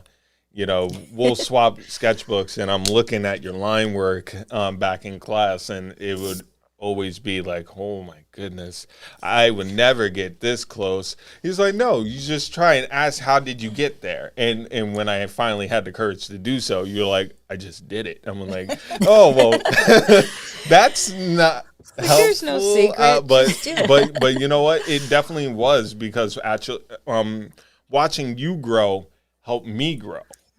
You know, we talk a lot about that, and you're like, oh, I don't think I put so much of an impact, but you actually did, because without you guys, like I said before, I wouldn't want to make a company, let alone a comic book that is worthwhile for anyone. You know, it's not. It would be boring without you. It would be boring without Jody. It would be boring without Marissa, Kenny. You know, I've always been inspired by the people who actually wanted to do it, and I'm doing it, but I don't get the inspiration in people who is already doing it. I get more inspiration by the people who want to do it, because I can't get that high back. You know, like. It's like, oh, we're living through the new creators vicariously, reliving the nostalgia, but also just seeing your personal growth and of your style and how you see your art. It's always been fascinating to witness. Thank you. You're welcome. Now explain to us the title. Because Sean was mentioning that the other issue has a different title. No, the other title. The other title. Yeah. Okay. So there's really no meaning to my title, to be honest. I'm a really big fan of the title Bleach for Yes. anime, and how it kind of seems like nonsense compared to the story. Yeah. And I was like, let me just be as ridiculous as possible and have people really think and like make up their own ideas about what the title means. So it's kind of like open to interpretation, honestly. All right. So we talked about all right, you had 2 titles in the making. So so other than Reshift, there was another story that you wanted to put in, and I said I said yes to them both, because both of them are absolutely amazing. Can we just dabble just a tiny little bit? Because by the way, if you back us, that will be a book. Yes, that is actually one of the books included in the Kickstarter, and you get a little taste. You get a little taste of sampler. like the next title that's coming up if you back us in full. If you help us, we'll tell you what's going on. And that's how that works. So, And with that, we can produce more books for D-Res. We can definitely publish more D-Res books. yes. So can you tell us about the other book that didn't come up? Okay. So the other one is called Wonderful Error, which also is kind of a nonsense title. And it was about this kind of futuristic Earth where an explosion went off, a bunch of explosions went off, and it changed people. And I actually ended up fusing both stories together. So there's only one story now. I'm still working on the other one. It's still going to be separate, but I took elements from Wonderful Error and fused it into Reshift So it's safe so to I could get both of them I'm sorry. at once. So it's safe to say that you're kind of building your own universe within. Your own universe. Yes. Yeah. That's Yes, I awesome. am trying to I love making stories. I love writing. I like art too, of course. I'm big on art, obviously. I'm going to art school. I went to art school and I'm going again. But like writing is I never used to be a writer, but in the last few years it became a really big passion of mine. And now I just want to churn out books like it's nobody's business. And that's I the have goal. so many ideas, and I want to become a published author. The goal obviously is to be like Stephen King or Right. J.K. Rowling, people who can live off their writing. Like I want to be able to put out a book and make $1 million and not have to work my crappy day job anymore. Because the No crazy offense. part. Oh no, Hey, not none Jagan. taken, trust me. No, it's to my job. crazy that was a part no offense is- to my job. Yeah, like the crazy part is you can totally publish Reshift the novel, Reshift the comic, Reshift the movie, and just keep it. Cartoon, anything know, you want. anything you want. Like the it's totally sky's the possible. limit. And I just said Reshift as an example, but pretty much anything your mind, no limit. Pretty much, like, Yep. go for it. You can be next. Yes. You can, oh wow. He's plugging my TikTok catchphrases. You Yeah. can be next. but the thing is, it's true. Mm-hmm. You know, why not? Like, not like I was watching a podcast with my oldest brother. He was a guest in one of them, and he was just saying, like, no one told you that you was making history. You just kind of make it, and no one stopped. And he was like, "Stop! Wait! You're not doing it right. You shouldn't do that." No one told him that he couldn't. So, and even if they did, he wouldn't listen. So it's the same And thing. neither should you. Yeah, it's the same thing for all of us. You know, like you should be more mindful about what you don't allow, you know, because you never know who may need it. And obviously, because I saw the value in your work and your awesome skill, Yes. I needed it. We needed it. you. And now we're trying to push that to someone who we don't know who needs, but Yes. they're gonna realize it too. That's But awesome. Because you never know. So, what's the reason for the re-edits? Oh God. Are we I- go for it. I'm literally the most indecisive human being in the entire world. And I can say that with confidence because I've changed my hair 3 times in a week because I can't decide what color I want it to be. And He's don't- pointing at me because I just did this yesterday. I'm Literally not, stayed up like all day, so I'm I not pointing understand. fingers. Or elbows. Or elbows. I I'm not Jody to change your hair all the time. that's Oh, actually so- why my hair is so short right now. Yeah. Is But because it's- I've No, noticed it it looks so many it times. looks so good. Thank you. But I'm very indecisive and I keep like getting these ideas and I'm like I get very down on myself and I'm like, this is my only chance. I'm never going to be able to do this again. I need this idea to be perfect. I need it to just blow people away. And every idea I get, I'm like, this would be really good here. This would be really good here. Let me change it. I had my original idea. You saw the pages and I wasn't thrilled with them. So when I kind of came up with this new path, I was like, I think this would look really good. People really like this intro for it. So like I think it would be a better idea, honestly. So that's why I was like, let me just change it, and I keep getting inspired by different things, and I just I'm honestly I'm speaking to my psychiatrist soon about being ADHD because I cannot stay Right. focused on one thing, It's so and I just keep crazy. jumping to different Yeah. things. No, I understand that Yeah, completely. absolutely. It's like you start one thing and you want to bounce to the other. Exactly. Yeah. I wake up, she wakes up with different ideas. Yeah. As soon as I wake up, I'm like, Bing, we should do A, B, C, D, D. And he's like, listen, I'm still sleeping. I was like, no, my brain is up.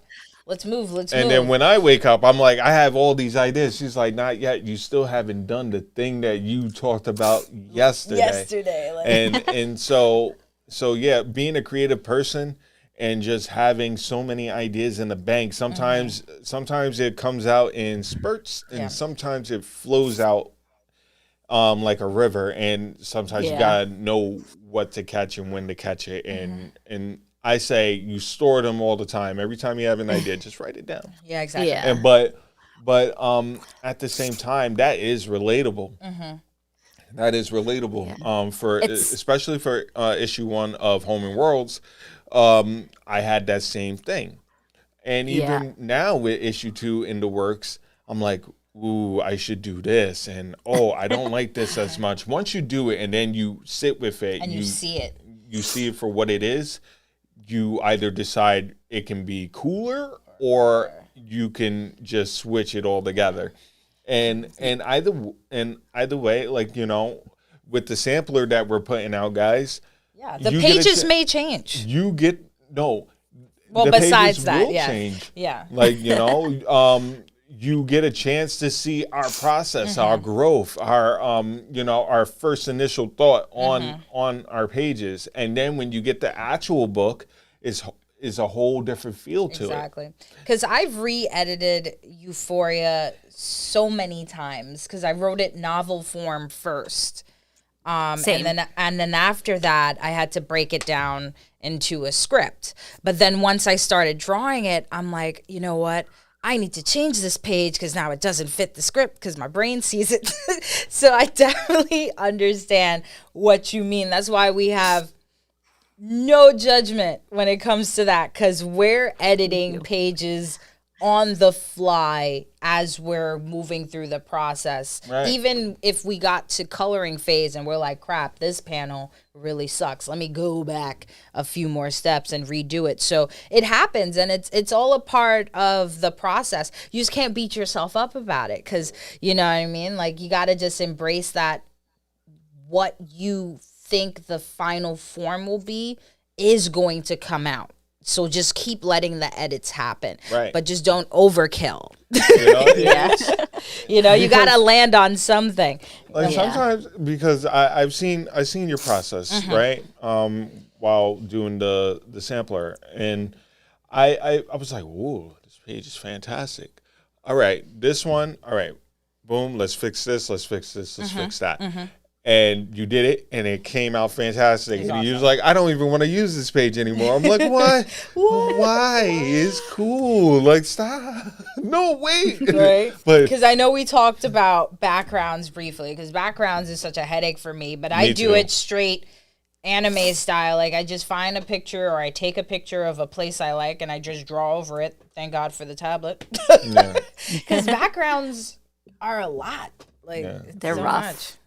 Well, what about you, D? Like, Yeah, what do you struggle with when it comes to making books, comics? Oh, definitely backgrounds. I've never been very big with backgrounds. I love character design. I want to be a concept artist and design characters. So I've always leaned more towards designing and drawing characters rather than environments and props and stuff like that. But I want to expand on that too, because I do want to be a concept artist, and I've got to be able to do all of that. right. So I'm trying to get better at backgrounds, but You also dabble. it's a struggle. I'm sorry. You also Go ahead. dabbled in a bit of animation as well, did Yeah. you? Did Yes, Like, yes. I did see a small clip, and I wish We I, had it to play, but but I definitely want to show it off on the page very soon. So you could just send that to me, and I'll and we'll post it it up if you like. Yeah. Definitely. But I say that because you said that you wanted to be a concept artist, and I can tell by just the art and the line work that you put in with the drawing. Can we get another shot of your beautiful artwork? Yes, of one of the pages or the Please? cover. And you can tell because like with animation, you know, you don't need too much detail. Like me, Yeah. I would be horrible. No cartoon would No. be done. But with yours, it's very Impossible to fit clean and is very stylish. Like you can also put in a lot of great color into your characters and backgrounds. Yes. Like I love the way you color, especially on this cover with the lightning in the background, but it's very faded, kind of gloomy, but so dope. So dope. Yes. Thank you. Thank you. I mean, you definitely got the animation written all over your work, and I love it. And I love it. So Thank you. What is I appreciate your that. process No problem. as far as like drawing characters? Like, how do you start? Do you initially just dive right in where you already know, or is there like a writing down phase, or what? I typically start with the drawing. I like to get some inspiration from other characters and see what other people do. Because that's what happens is I'm like really big on art. So I play a lot of those silly mobile games Yeah. because they have really pretty art. Yeah. And- I mean, I just started noticing that too. Yeah, It, they have amazing art in a lot of these mobile games.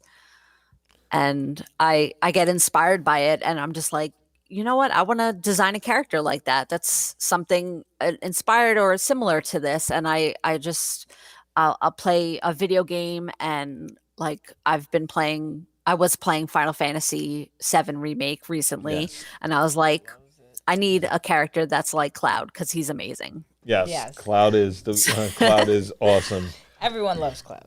Yeah. My speaking of mobile games, I just recently downloaded this fighting game for the iOS Apple Arcade called Punch Planet. The animation is amazing. Like the concepts were like a little weird. It has like so many different artist influences in there. I'm like, ooh, this kind of reminds me of someone from Steven Universe, or like, you know, or the colors, the character design. This guy looks like Corbin Dallas. So yeah, when you said that, instantly I just went straight to Punch Planet. Such a cool game to play. It's a fighting game too, so I played on my tablet with my controller. I don't want to dive all the way in because Punch Planet is not paying me to do this. Right, for the promo. But you never know. But yeah, you know, I might be a concept artist, or you might be a Exactly. You might concept be a artist concept for artist. Punch Planet too. Yeah, I have a big inspiration in I'm not being paid by them either, so I'm only going to very briefly mention them. Crash Fever, if you ever play it, Fever. it's amazing. The art is spectacular. I haven't played it yet, but It's so I good. met someone at the job who was playing it as well, and I was just watching them, just looking over. What you doing? Mind your business. I'm playing. but yeah, mobile games have like picked up in like Yeah, the graphics alone on like the tablet and mobile games pretty much compete with what it looks like on a console or whatever it's called these days. yeah a console. Console. I'm not a gamer, as you can see. Yeah, I just got into Call of Duty and that's the only thing I'm obsessed with right now on the tablet, but besides that, no. But yeah, let's see. What is wow. You're having a brain fart. Yeah, another brain fart. It's a horrible But- brain fart. yeah. But okay, so coloring process, because Yes. this is something me and Sean battle with, because my color style is just sort of color it, and then you add the shadows and the lights. Sean sort of does it a traditional comic book way, which is like flats and then another color and another color and mad layers. Yeah. So what is your coloring process? Okay. So I feel like my coloring process is not a great one, honestly. It's a little weird. But That's okay. I have hundreds of layers in Photoshop, and I have every individual item on a separate layer. Like their eyes will be on a separate layer, the skin will be on a separate layer, the hair will be on a separate layer. Right. And As you I should. do it. Yeah, it makes the most sense that way. Exactly. Right. Exactly. And then I do a base color, which is the color I want it to be. And I just kind of build up or down from there. Like I'll move on the color wheel, different hue and darker. So it's like, instead of just shading a blue shirt with blue, darker blue, I shade it with like a dark purple or a darker green, something like that, whatever the scene needs. Right. So it's a lot of guessing with me, honestly. I just kind of, I'm on autopilot when I draw. Yeah. Now, would you color for other titles, or do you mainly just color for your own books? I'll color for anything. Yes. Mm-hmm. Good to know, because we have work for you. Yes. We always have work for you. I just wasn't sure. She did I'm a piece down. for me as well. Colored, or she drew the piece? Drew Oh, and nice. colored and everything, and I think I saw that. and we're gonna post that up very soon. Yes, we'll That's post gonna that be later. one of the posters for the Kickstarter Oh as yes, it's like the surprise poster. well. Yep. Ah. And along with that, you also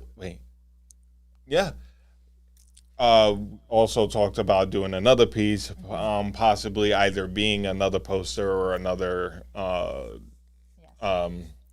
another variant cover for Home and Worlds, but we might direct it to a whole different title in which we're gonna He's like explain looking that. at me. Yes. He's like, yes, for Euphoria.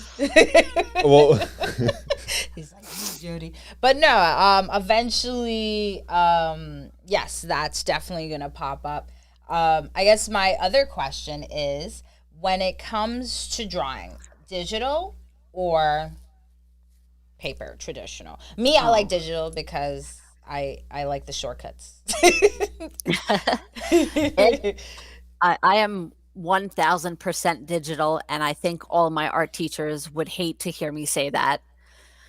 I love digital art. I think it's really beautiful. It's really fun. I Fantastic. love drawing on a tablet. I like the colors I can produce. I like that it's not messy, which is Yeah. probably a weird thing to say, No, but I don't understood. like mess. So I don't like when I get graphite on my hands. I don't like when there's paint all over the place. I used to teach at a paint and sip, and I just got paint everywhere and I hated it. But it was a great job. Don't get me wrong. It was a great job. But I just love digital art. I think it's so clean, and the kind of images you can get from it are just so different, and I think they're very beautiful. So Photoshop, you mentioned Photoshop. Is that your main program that you use to create your books? Yes, I have like every program possible. I have Clip Studio, I have Photoshop, I have Paint Tool Sci on my desktop. I can't have it on my MacBook, obviously, but so I have a numerous amount of programs I can choose from. It all depends on what I want to do, because I like Photoshop for painting, but I like Clip Studio for liner? lining and any added extra details. So it depends on what I'm doing. Like a combo. Right. Because I find myself wanting to jump into a whole different program. You know, maybe for drawing and coloring, I'll use Procreate, and then I'll use Clip Studio Art for the not just the paneling, but also the word bubbles, the lettering, and so on and so forth. So I kind of jump from back and forth, just trying to figure it all out. So like it's kind of it's kind of relieving to hear that, like, you know, you also do the same thing. Like, you know, you use different programs to get the job done. You don't have to just stick with one. Yeah. Because that's definitely a philosophy I use for videography, for editing videos. Kenny. Yeah, he gave us the A. Kenny, all right. But no, that's the beauty of like digital. Because me, I mainly just use the Procreate. My brain hurts when I open Photoshop. I don't know how you and Sean do it. There's so many tools on there. Like, I'm just confused every time I go on. I think that's why I have trouble with Procreate. I have it on my iPad, but it's like I feel like it's a little too simplistic, and there's not enough I can do with it. Like it's Photoshop Photoshop has for so dummies. much, Yeah. but for Photoshop dummies. has so much available that Yes. it's like, you know, I've been using it for over 10 years now, and I'm very well versed in it, so it's not a problem for me. But sometimes if I move to Clip Studio, I get a little confused on what's doing what. But I like having all the added extras that Photoshop has compared to Procreate. So when did you, I guess, switch from paper to like 100% digital? Mostly when I started getting really serious about art. I was in high school. You probably remember, Sean. I was straight up paper and pencil. That was I it. definitely remember that because I didn't even use color. I What was was she like drawing? black and white. black and white, just Okay. paper, pencil and pen, mostly Yes. pencil, Anime? Yeah. anime. Yep. Yes. You know, Yes. a Full Metal Alchemist, Yu Hakusho, Inuyasha. Yes, Yeah, definitely. and the whole Adult Swim lineup, Lineup, pretty yeah. much, we both like just shared fan art. And then Yeah. you switched.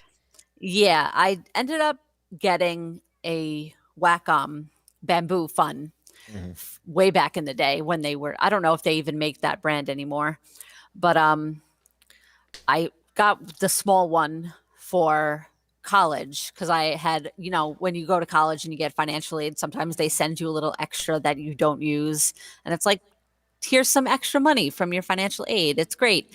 And I was like, cool, let me buy a tablet with this, because Right. Exactly. I was going to school for art anyway, so it was a good purchase. Yeah, Yeah. for No, me, it pays like, for itself, especially when Yeah. you're doing graphics and logos and Right. concept art for other people. Yeah.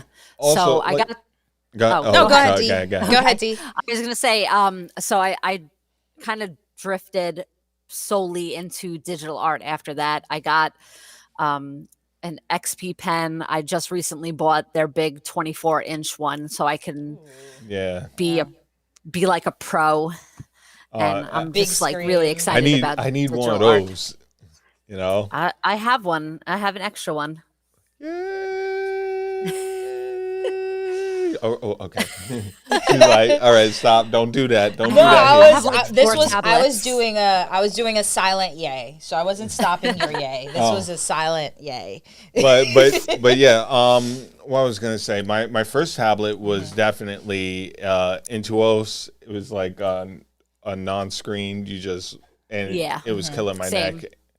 And then as soon as I got into the iPad, my goodness, I it know, was because just he like- was hesitant at first, because I had it, and I was like, oh, this makes drawing so much easier. And he's like, no, traditional all the way. And I'm like, babe, just try it. Just try I it. was very snobbish. But then it was got just- to the point where I was like, Sean, can I use the iPad? He's like, 1 second, I'm just finishing this line work. And then as soon as I the first month of having Mm-hmm. my own iPad, I pretty much slept with it. Jody was just like, What are you drawing? nothing. He's Like I had falling the Apple asleep. Pencil, just like, but yeah, it was Yeah. definitely amazing, and it was also amazing to have you as one of our guests and Yes. also a part of the Divided Divided District family. Thank you. Thank you for having me. I really appreciate Oh, it's it. no problem. Thank you. So, where can we find you? Okay, so you can find me almost everywhere at Derezzed Art. DeeRezzedArt. I'm on Instagram as Derezzed Art. I'm on Facebook as Derezzed Art. I think I'm on Twitter. I don't know. I don't use Twitter, but I'm mostly on Instagram and Facebook. So definitely follow me on Instagram at Derezzed Art. All right. Awesome. Derez, once again, thank you so much for taking the time out to talk with us about your book. Please check out Derez and her In the Derezzed Art. Kickstarter. Check out her book, Reshift. And please back us so you can have a copy of Reshift. And Please. yes. Oh, Please there it check is. this out. Thank So you, far, Kenny. we got one backer, And it's looking good. and it's looking good. Just started. We're Oh, working- yeah. So, well, I guess while you're here, Dee, because you haven't really seen the page, can we scroll through really quick, Kenny? Thank you. So, yeah. So this is the Kickstarter page. What do you think, Dee? Your title is coming up soon. I think it's beautiful and I love seeing it. And I'm mind blown. And I'm Right? gonna back You're it. here I'm to 100% gonna back it. So don't even worry about that. Well, What? It's like was you're like, getting a percentage of the Kickstarter, so Right. you would be paying yourself. right. But I want to help. But still, no, help by sharing. Have other people back Oh, it. okay. That way they Yes. pay you. They Here pay we you. are. We have- Yes. Oh, sorry. Oh. I got so excited. Yes, these are some pages. Oh, actually, we have two backers now. Yes, it says two. Oh. Very cool. Oh, beautiful. And there she is. We have D right here. Oh, look. Oh my God. So let's see the rewards at the bottom really quick. There we go. Yeah, there we go. Rewards. So one of the first rewards is the Divided District Sampler. Mm-hmm.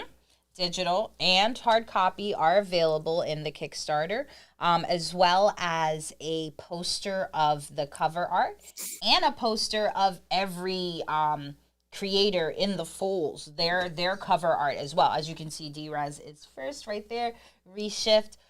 So her cover poster, as well as the others, will be an add-on for the rewards. Right. And we're going to talk about the book release dates as well. The sampler is going to be next month next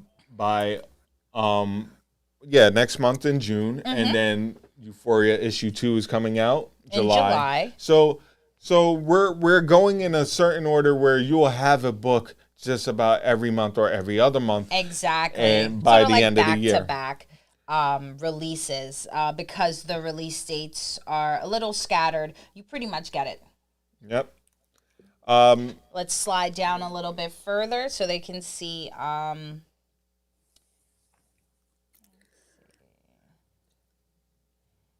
So the first tier would be, just $1 for supporting us. Thank or you. more. And even with that, if you, if you pledge more than, $5, $10, you get a free poster on the first tier. So Yep. even though it says support for no reward, we're still going to be giving you a digital wallpaper of one of our posters for pledging either 5 or more or 10 or more. Actually, He has. I kind of dug in the little pot and I got myself a nice Yes. wallpaper. So this is one of the DDS wallpapers here. And Yep. then the second tier is just the digital sampler, as I mentioned before. And that comes as well with an add-on of cover art. And then you scroll down. That's the hard copy. But there's so much you guys are getting in this Kickstarter. Any amount is appreciated. Along with mugs, hoodies, Yes, if you- t-shirts. Yes, the higher you bid, the more you get, naturally. Especially because, and I will mention this because this part is pretty cool. Is it the first 100 backers or the first 20 backers? I think it's the first 20. The first 20 backers of 20 or more will be featured in one or a few of our titles as sort of like a cameo. So we'll be taking your face, your mannerisms, and sort of putting you as a guest in one of our issues. Oh, there it is. That's the part I was looking for. There it is. Yes, it's 20. first 100 backers to pledge 100. There it is. Will be featured as a character in one of our future issues. Right. So yeah, you could be a part of the story. That'd be pretty cool. But it's been a pleasure, D-Raz. Thank you, D. Thank you so much. Thank you so much you. for being a part of Divided District, and I can't wait for people to read Reshift. I'm looking forward to reading it. I mean, even as, Yes. because it's like Sean will read some things and I will read some things, and we gotta fix that. Yeah. Because we should be reading, but at the same, we both have the same taste, so I trust him Right. if he's like yeah, or vice versa. But I am looking forward to it. I can't wait. It's our first Thank like you. manga style. I can't wait. Thank you. I appreciate that. Thank you. So So we're gonna take a little 10-minute intermission to get ready for Kenny. yes. Sounds like a plan. All right. So next up will be the artist for Night Shift, Kenny Million. And you guys are in for a treat because they will be drawing live while Sean interviews him. Pew, pew, pew, pew. drawing live. Oh yeah. Stay tuned, guys. We're gonna have a good time. Yes. Check it out. You're looking Why- at me and why- I'm yeah, I'm why just are you holding the posing? pose because he's about to turn it off. Don't judge me.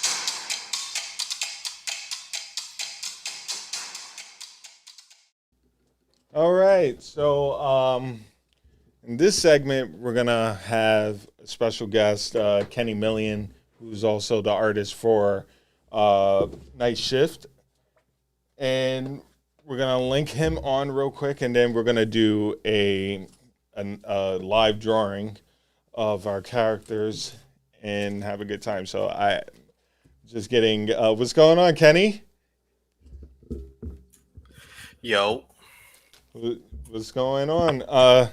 So Kenny, what's going on, man? Oh, wait, hold on. Give me 2 seconds. Let me just push this chair out of the way. There we go.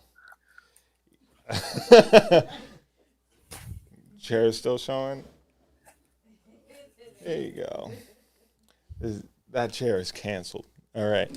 So yeah, as I was saying, I got a bunch of markers with me, and I'm gonna do a traditional sketch of one of my characters from Home and Worlds Beyond. I was trying to prep yesterday, but it just didn't work out for me. You know, things happen. Yeah, I did my loose. All right.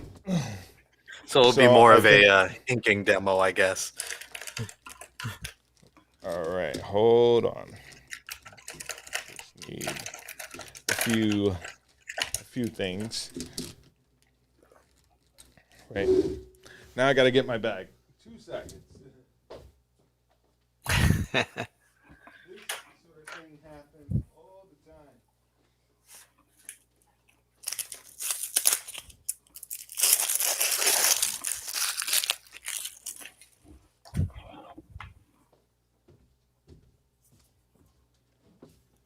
And now we're ready. Okay.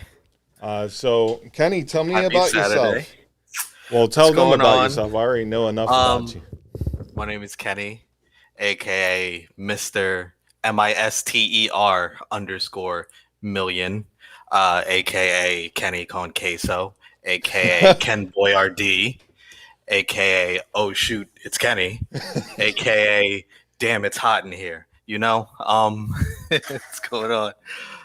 Sitting here in lovely Brooklyn, New York, just chilling, man. And happy Saturday. Oh yeah, happy Saturday, man. So not only that you're the artist for Night Shift, but you're also I am. one of the 3 after party boys. Okay. And you're like, okay, you didn't know that, but One I part knew of that. the Herculoids. The Herculoids, APB. And so I just want to know more about your style. Why did I know why I chose, or we chose you guys, you especially for this type book. What made you say yes to the offer? Why not? You know, it's vampire. Sure, let's do it. You know, people in leather jackets, looking like Bram Stoker's Dracula, vampires, blood. She told me, "Oh yeah, don't edit anything," and I was like, "Oh really? Okay, let's do this." Right. You So know, I get to draw the fun stuff. seeing you draw horror in a horror genre sort of like detail, I think we was just like, yo, just put your best foot forward. We don't care, just go off, go crazy. Oh yeah, I got your hopefully, I don't know if you told them. Can I reveal? Yes, absolutely. Okay. All right, talking about horror. Yeah, you're hopefully alternate cover for your Yes. So Yeah. I asked Kenny to draw the variant cover for Home and Worlds issue 2, and that will be on the table if we reach our goal of 3,000 in the Kickstarter. And oh man, look at that detail. we Love might it. gotta put some gray in there, you know, do a little countertop, a little back, some shadows. We'll see. and I wanted it to be as like creepy as possible. So seeing Kenny do that, I was just like, yeah, go for it, go for it. Yeah, and you asked if it looked anything like what I have imagined, and the answer was actually no. But because it's my story and because it's my character, I felt like it can be, and maybe I should use that. So, and since you gave me green light on using your I guess your perspective on what my character should be, I'm all with it. Like very flexible about you and myself as well. It's very awesome to see someone taking a whole different interpretation of that character, Dead Cab. Yeah, man. You said creepy. I thought horror movie, and I love me some horror movies. Biggest fan. Uh, Things like John Carpenter's The Thing, Yeah. The Void, body horror stuff. I don't know what it is, but it's really, really, really fascinating to look at. All right. So what is one of your favorite horror movies like that other than The Thing, and like what can you watch over and over again? Alien, the first Alien movie. That might be my favorite horror movie ever. Me too. Yeah, I love me that too. movie, man. I definitely use a Alien reference on Home and Worlds, in which is absolutely amazing. And I'm not going to tell you what part, what scene, but I definitely Nope, gotta read channel. You saw the book, or you saw the pages I worked on that, but yeah, and you can too if you back us up. And I won't stop. Can't stop mentioning. Take that. Sorry, excuse me. Fun that. Fund that. Back that. But but yeah, man.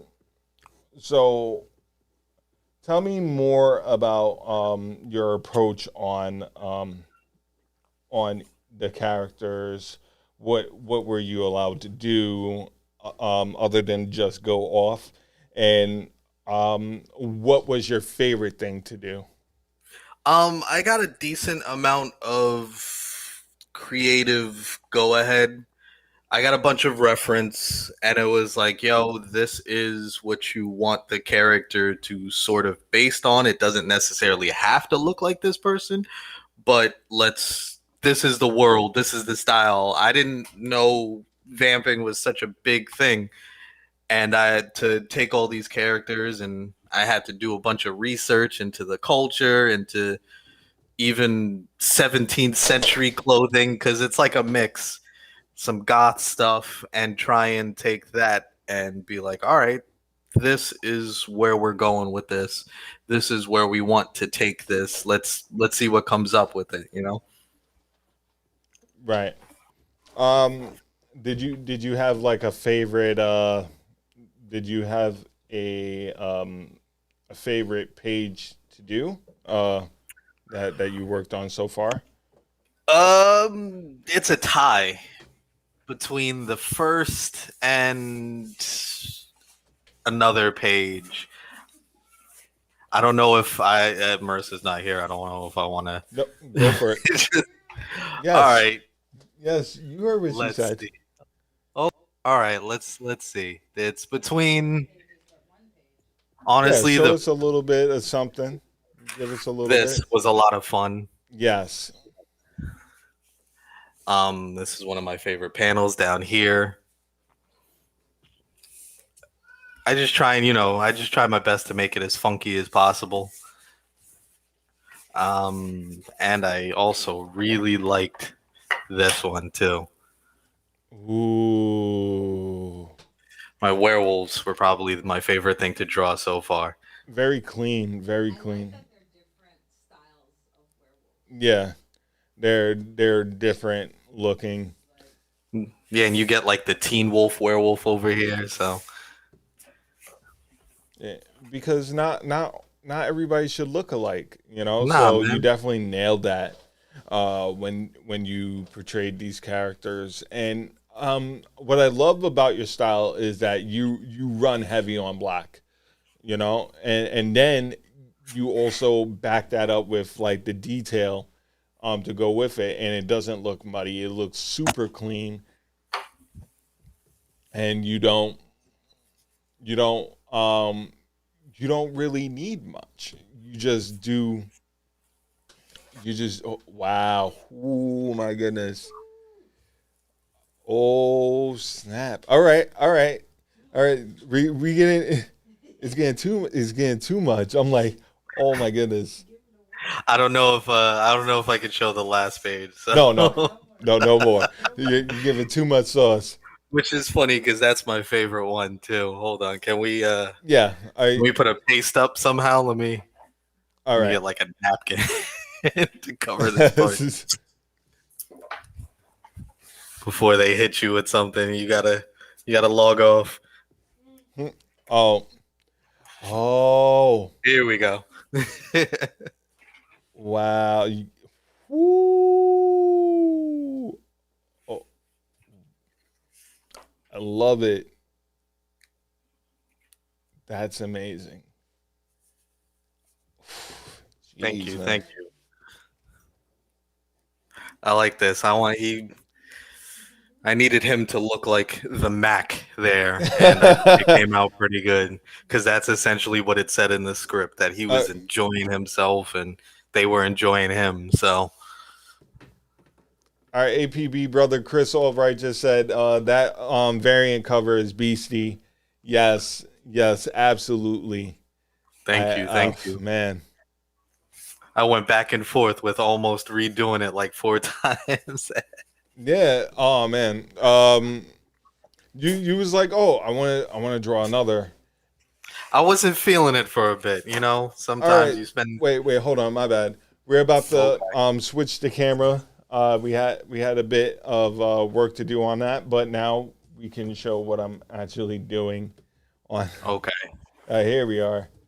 So I'm just doing a quick Hey, sketch of Lena Wagner from Home and Worlds, and I'm just doing the blue line sketch right now.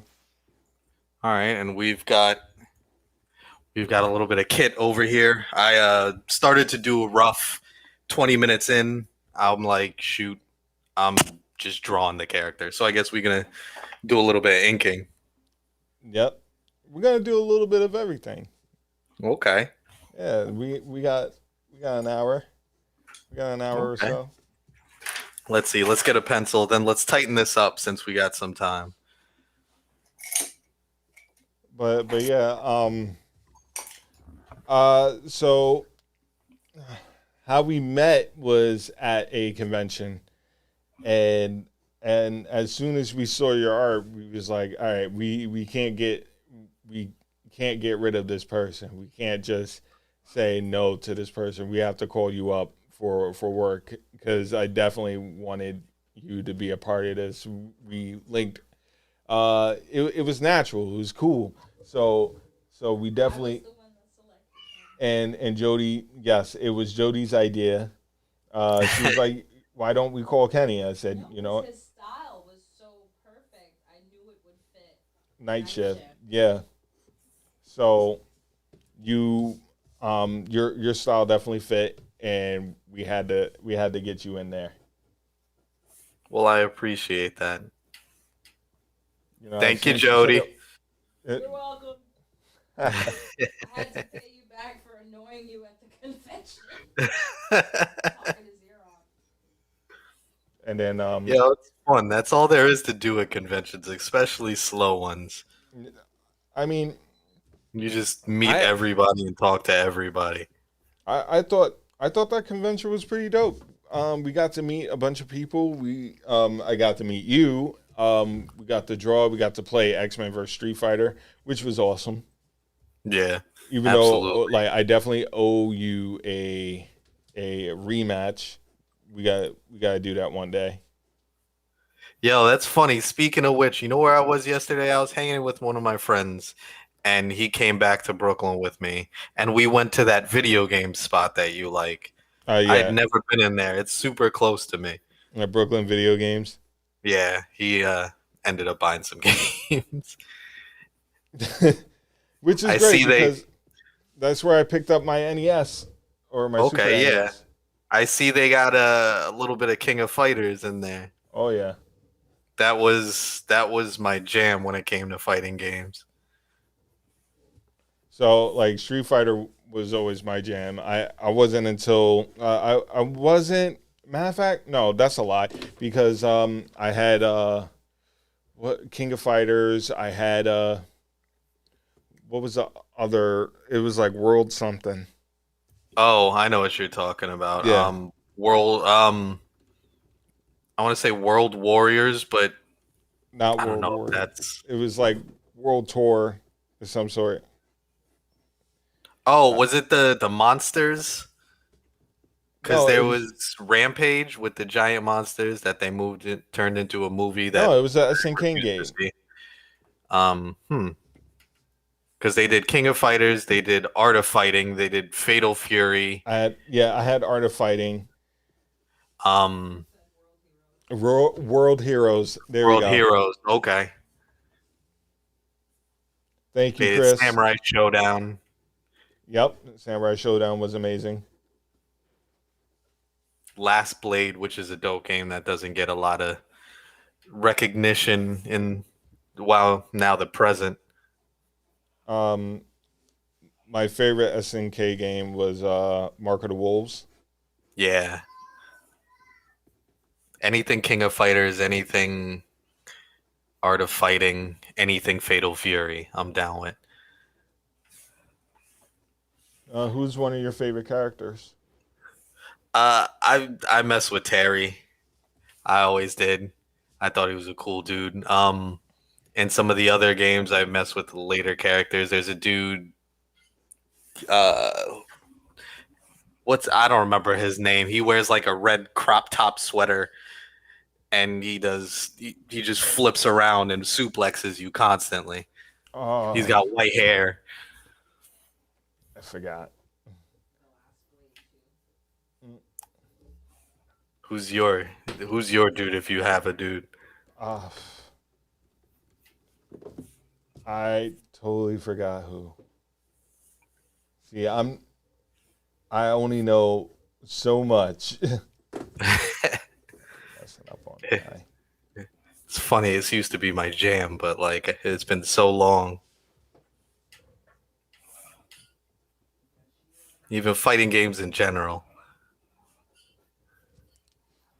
Yashiro on Kase. Huh? Who is that, Chris?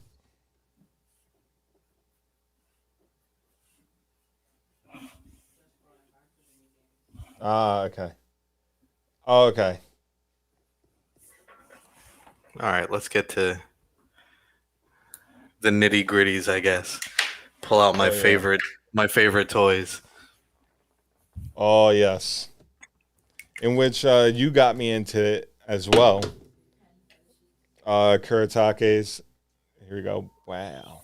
This is the one that you let me have, or the one that you left and then you let me Nah, have. it's all yours. It's all yours. Oh, thank you. The moment it's no longer in my possession, it's not mine anymore. Because best believe you leave a pen here, I'm using it. Mm-hmm. Yeah, and that was the thing. Like, all right. So after doing the convention and just keeping up with each other, not only that we met up, and we also ruined the guy Kenny was talking about with the white hair and the red crop top. That's who Chris was talking about. Yes, there's a he does a bunch of like charge punches, but there's an evil version of him who's like he's like a luchador. All this dude does is flip you and backflip you, and it's crazy. And I used to clean house with this dude. Oh, what was I gonna say? So yeah. So our first meeting with the night shift crew, we we ruined we ruined the meeting by showing off our artwork. You brought books and portfolios and pens, and we both went crazy on there, and we was just like, oh, check this out, and that's when I knew, like, I was like, all right, I like this kid, or we got to hang out more. They just mad. That's it. They're just jealous. They hate us because they ain't us. Jealous. We let you guys have your bromance. Let. Yeah, let. Nobody lets me do anything. No. Grown ass man. Let me stop. You under contract, sir. Now I am. Now I Right. gotta shut up and draw. But yeah, like, you was definitely straight up with us with how you picture yourself being a part of the DDS family, and how you were willing to work and also get paid. You held no punches, and you was completely transparent with us, and we definitely appreciate that at the fullest, because sometimes it happens where, like, not everybody's willing to say what they want out of what they're doing, and you came to us true. I appreciate Absolutely. That's all there is, No point. Business is business. You got to be straightforward. You got to tell everybody what you feel. Nobody's going to assume anything. You want something, you ask for it. If it's a no, it's a no. If it's a yes, it's a yes. That's it. But you got to ask. And you got to be on the same page, and you got to be open and honest. And it goes both ways, Nothing ruins bad business like one person just not being truthful. Right. And so, what I was gonna say, so yeah, and it was also dope that, like, you definitely got into. I need more ink for those. Let's use my other favorite, my Tombos.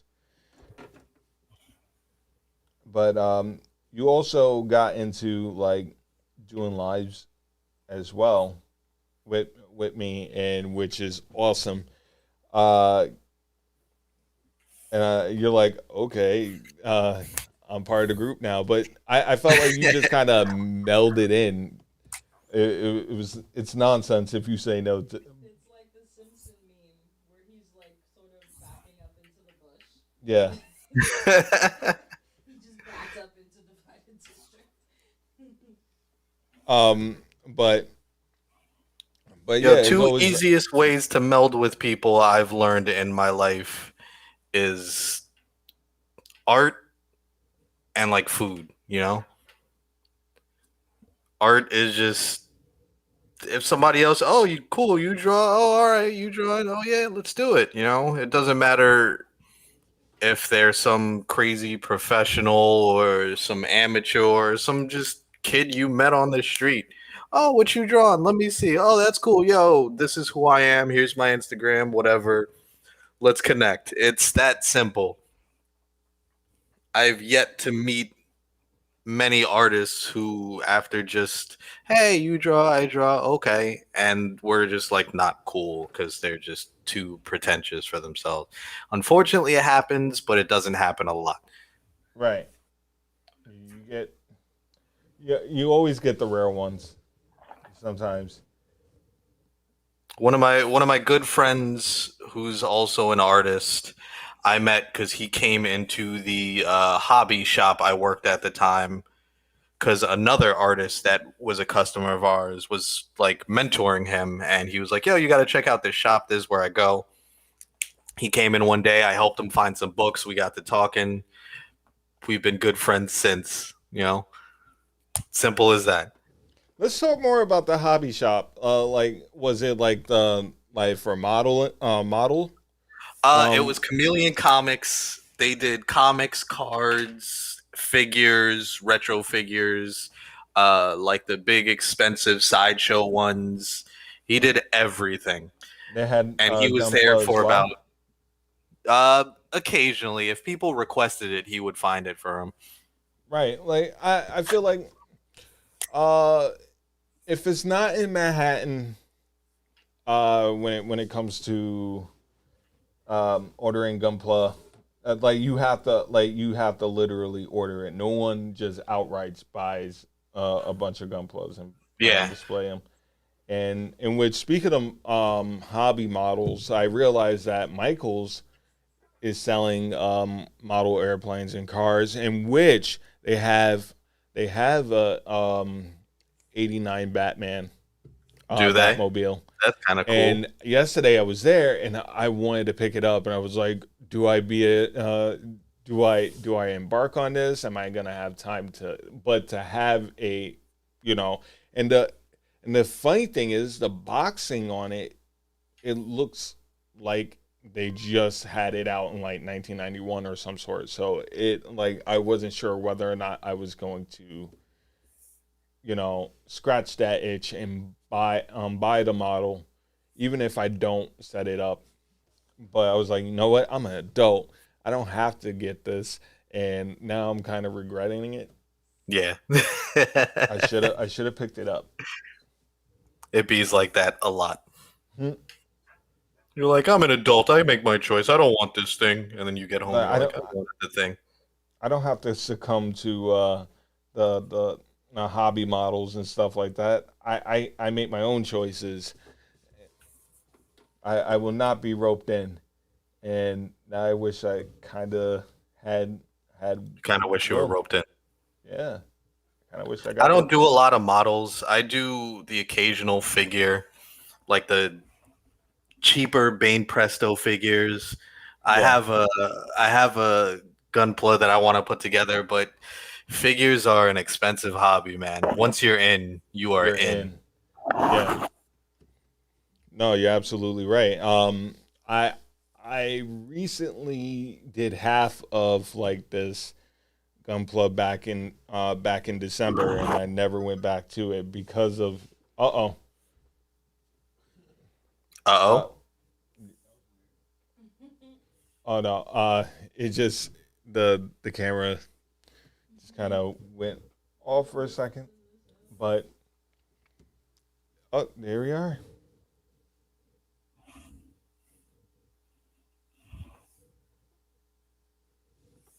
But what I was saying, yeah, I bought a bunch of Band Prestos and figurine models. My last figurine model was Mega Man, which was pretty cool, and then the cats. So I put it back in the box and kept it there. Cats have no shame, no Yeah, I care. don't have cats, so I don't have to worry about that. Hey, you have a dog. Yep, she's not reaching it. Mm, Even if she could, she'd smell it and be like, "Is it food? Nah. All right, I'm straight." but yeah, like Figures are dedication. been I don't having know. a yeah, no, like you have to put the time in for it, and then not only that, but the feature supplies to go with it. Like sometimes I just do it with hand, no cutter, no cutting board, no paint. But now I what I use is like the Gunpla markers that go in between the lines, and that's about it. Okay. Yeah, I Yeah, like my stuff pre-painted. if necessary, because it's already a pain in the butt to put it together. Now you're telling me I got to paint this thing too. Right. People who set that up where like you're airbrushing, you're doing everything and adding more to it. More power to them. That's a lot of work. Absolutely. I already have a hobby that makes me draw and paint things, you know? Right. That's like my job. I don't want to do that on my let's do something else time. I think when I go into like a hiatus long enough, I may do a diorama, but that's when I have my display, like my display case, uh, to show off all my Gundam models and just have something done with it to where it looks great, you know. I gotcha. But It other gets than it that, gets messy when you get into figures. You're like, just gotta get this next one, and then I gotta get this next one, and then you've got the whole set. right. But I don't see myself going into a hiatus anytime soon. Especially especially if you're trying to organize a bunch of different things for a company that you started. It's just like, when do you ever get a break? Never. So that's, I think that's the cool and horrible part about it, is that, like, just because you do art doesn't mean that you don't have other hobbies, but just because you do art doesn't mean that's a hobby. You get what I'm Yeah. saying? Some people get confused of the two. You know, and it's kind of funny that people think that way, but it's kind of opposite. So when they say, "What is your hobby, drawing?" No, actually building models. They're like, Yeah, this and it's playing no video longer a games. hobby. I'm getting paid to do this, you know? But yeah, man. What else did I want to talk about? I just wanted to talk about your influences in art style, like your line work and how you. Okay. It's interesting. I spent a lot of time trying to draw like somebody else, and then I realized it just doesn't work that way, you know? Like you can, but I don't really want to make a career copying some other person. Um so you just draw, and eventually it just got to the point where I was like, you know what? I kind of like the way this looks. Let's lean into this. Right. I tried the little bit more realistic approach, you know, but you turns out you can't do some things. Like I like absurd, I like gore, I like putting outrageous things on paper, you know. Do you if certain styles, I don't think this would work as well Right. unless I'm going to spend 10 hours making a movie poster type deal, and I always find myself gravitating towards art that has a little bit more personality and flair. So it Right. was just the evolution of that into what I guess I can call my style. Do you have an artist that kind of like that you can say that you definitely stemmed from? A lot. But like Well, like one. recently, um let's see, there's guys like Trad Moore, Daniel Warren Johnson, James Heron, those guys, Giannis Milogiannis, guys who are very more manga oriented. Sean Murphy, You're right. like these guys basically go, you know what, fuck the house style. I'm gonna draw what I want, how I want, and it's gonna look badass. And that's the kind of feeling as well as confidence I want to sort of embody in my drawing. Okay. All right. So it's safe to say that like you wanted to do something that just didn't scream Jim Lee Yeah, or absolutely. I kind of want to like move away from that. While those guys are amazing and they work really hard, Jim Lee's a big influence and big reason I read comics and read comics. Some Right. of my favorite comics are Jim Lee books, like some of my favorite superhero comics. But I had this epiphany walking around a convention with my lady, and I'm looking around and I'm like, wow, they're all really good. And I don't want to offend anybody. That's never the case, but so many of these people looked very similar. And I was like, I don't want to just be one more face in a crowd who does something very That close to kind the of person looks like the next same to them. face. Yeah. I get what you're saying. In which I can be that sort of person as well, like in a bit, I guess. Being heavily influenced by certain artists, you end up becoming that certain artist, or just taking a little bit of their style. Like for me, um, I try to like just tweak it to where like it screams Sean instead of Jim, or it screams Sean instead of Todd, and Oh just man, anyone's lying who's our age if they say they didn't like inspire to be Todd McFarlane at one right. point or another. No, You're I'm lying. highly inspired to the point where I It's one of the greats.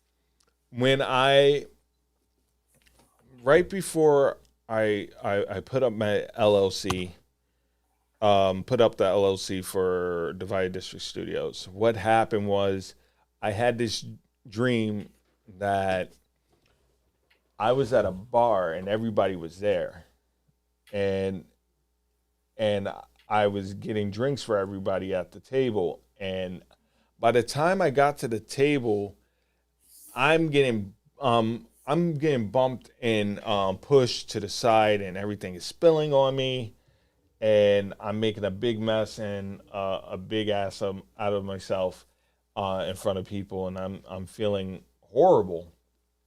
By the time I get to the table where everybody was gone except for one person, and that was Todd McFarlane. Why would I have a dream about him? Is sort of like I kind of felt like it was like the Babe Ruth scene in The Sandlot, even though he wasn't dead. You know, um, Uncle Todd hanging with you. yeah, the Todd father, and he was just asking me why did I want to do this. So like, why did I allow myself to do this? Don't worry about it. You're gonna have a lot more messes along the way. Just do what you gotta do. And I woke up that morning. I put the money in the bank, and I just started filing for the LLC. And I was like, all right, let's do this. I'm ready. And this was in between of like just slightly procrastinating, just getting everything done. I just really wanted to make the book instead of just doing the paperwork. But now I'm like getting a hang of things. But the thing was, in my dream, he was right. It does get a little bit messy, but you'll be all right. You just have to do the thing. And if you would have told me 2 years ago I would be doing this right now, I probably wouldn't believe you.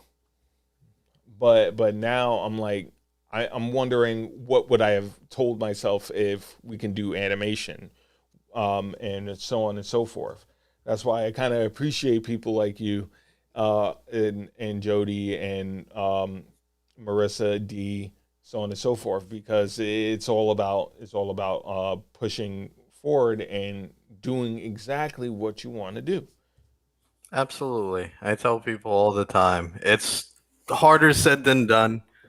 But like when people are like, wow, how do you do that? Wow, it's so good. What works? Because I just do it. You know? It's there's no real magic answer. How did you get into that? Because I just was like, you know what? This is what I want to do. It's the only thing I'm really good at. But yeah, man, like And I feel like if I didn't do it, then what was the point? If I didn't want to do it all the way, what is the point of doing it at all? And so Absolutely. I definitely wanted to go 100%, even if people thought I was crazy, I wasn't knowledgeable enough, I didn't do certain things right. I didn't care, and neither should be the people that you associate with. It shouldn't be a point whether or not you should care about doing it as long as it gets done. Don't worry about perfection; just worry about completion. And Absolutely. I think that's where a lot of people fall short. They vision this to be exactly what they envision, but the perfect part about their vision is it's not going to be exact. Um, it took me a lot to figure that out, and a lot of push and pull to compromise with myself. Like even with this drawing right here, it wasn't even supposed to be a Lena drawing, but the fact it was supposed to be the antagonist. I mean, yeah, it was supposed to be the antagonist instead. I figured, why not just throw him in the mix, right? And it didn't really work out doing the prep, so now I'm just going with Lena again because I enjoy drawing her. I've Yeah. literally grown with her, and like the way I draw her from here to here was a lot of persistence. I think. I say that to people all the time. They're like, "Oh, I like to draw, but I'm not that good. It doesn't always come out the way I want it to." I'm like, "Me either." You know, Yeah, very, very few drawings come out exactly the way you want them to. It's a very organic process, and you just kind of got to start and see where it goes, and it's still learning that. exactly. So telling, like, even on my way, on our way here, talking with Jody, and she could attest to it. I was telling her, look, it doesn't have to be perfect. Like, yeah, um, the pandemic really um, shook us up to where we couldn't we were limited. But as long as we do, it's fine. We just keep doing, no matter who says what happens. We just do. As long as it doesn't have to be perfect, it just has to be done. And that's what we came to do today. That's what we're going to be doing for a very long time. And that's pretty much the motto for, I guess, the motto for this year. But also, you know not worry, have fun with this. This is supposed to be fun, and the moment it stops being fun is the moment that we shouldn't do it. This is supposed to be more than just an escape. Yes, will there be like some hard moments? Yeah. Is it going to make you feel some type of way? Yeah, sure, why not? Like the other day, I was flipping out. I was like, and you was just like, dude, relax. It's all good. I'm fine. You're fine. We're fine. And we got back into the program, you know. So yeah. Absolutely. But It's never easy, but nothing worth it is. right. Um. So what was I going to tell you? So a crazy fun question. Uh, what do you find yourself drawing mostly when you have nothing to draw? I go old school figure practice. I do tons and tons of figures and poses. Sometimes that doesn't even have like any sort of definition. I Oh, hey, look, my sketchbook is right here. Let's see. There's a page right here that happens. This is what happens when I don't know what to draw. Yeah, that looks familiar. That definitely looks like something I and and I like the fact that when you do those drawings, you're actually packing in the detail. Me, I'm a little sloppy with it. I am. Some of my stuff, a lot of this. Sometimes it starts as this and then it turns into this.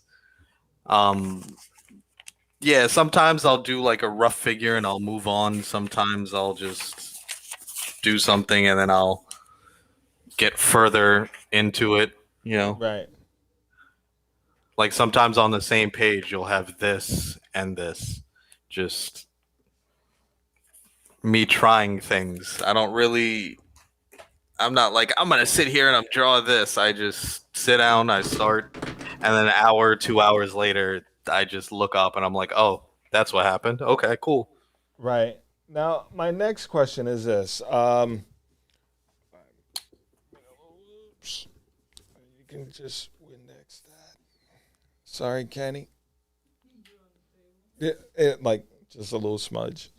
He's like, but yeah. What I was gonna say. Um, I lost my train of thought. I saw your thumbnails, right? And Yeah. when you first showed your thumbnails, I was just like, yo, this is heavily detailed. Now, like, do you, do you do it because you like adding like the full on detail, like actually drawing it, or that's just It depends. It's funny because I think my thumbnails are messy as hell. Um, for the most part, if I have a really, really detailed thumbnail, it's because I wasn't 100% sure and I was like fiddling with it to try and come up with something that I'm going to be like, all right, cool, that works. Otherwise, if I don't like it, I just next page, I'll do the same page over again. But I try and just do the basics to try and figure out where I'm going with it. so pretty much you draw incomplete. You draw completely draw your thumbnails like if they're actual pages in a way. Um, sort of. I Because figures where I want figures, how I want. Sometimes I try to incorporate lighting. I did this page twice. To, right, sometimes I'll just end up scratching and I'll erase and I won't even like fully erase whatever was behind it and I'll just draw right over it. I tend to just I don't always make up my mind the first pass. So right. I'll scribble it in and then you see. I didn't even realize these were that detailed until you said that, but I mean, there was a thumbnail that you did for I think for a different project, and I saw them and I was just like, wow. Me, I would just take a Sharpie marker, a piece of copy paper, and a ruler, and just kind of just you know be very sloppy. yeah, But I'm trying to everybody loosen it has up. their own technique. Like me, I would draw my thumbnails the same way that I used to draw my comics as a kid, where there would be a bunch of copy paper, marker, and a bunch of markers and a stapler involved, and I'll put them together like a book. My mom used to hate that because either there was so many staplers all over the floor or there was so many paper all over the floor, and I had to clean one of them or both of them. It doesn't matter. But yeah. I used But to she, do it even on though she single liked the paper. process, she didn't like the cleanup, and I guess I didn't like the cleanup either as a kid. Uh, Yeah, I used to do single paper. Then one day I just decided, you know what? Let me try and keep my thoughts organized because they're all over the place.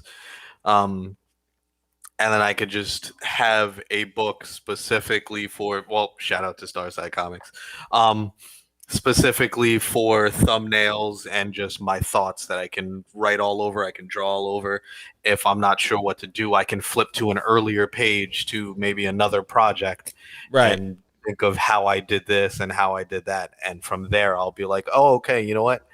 I tried this here and this didn't work for this, but maybe if I apply this to whatever I'm currently bugged with, then I can, it can help me move forward.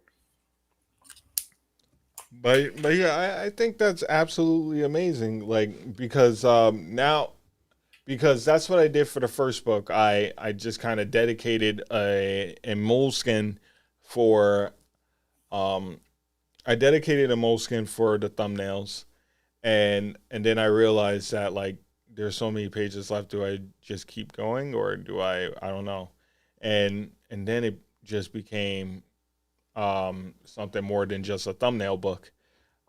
Instead, like for the second issue of Home and Worlds, I just went back to the basics. Just got myself in. Hey, oh hey Trudy. Uh, so so yeah, like I decided to get back into the basics and just kind of not I guess spoil myself with certain things and then work diligently on the second one and more future comics to come. That Okay.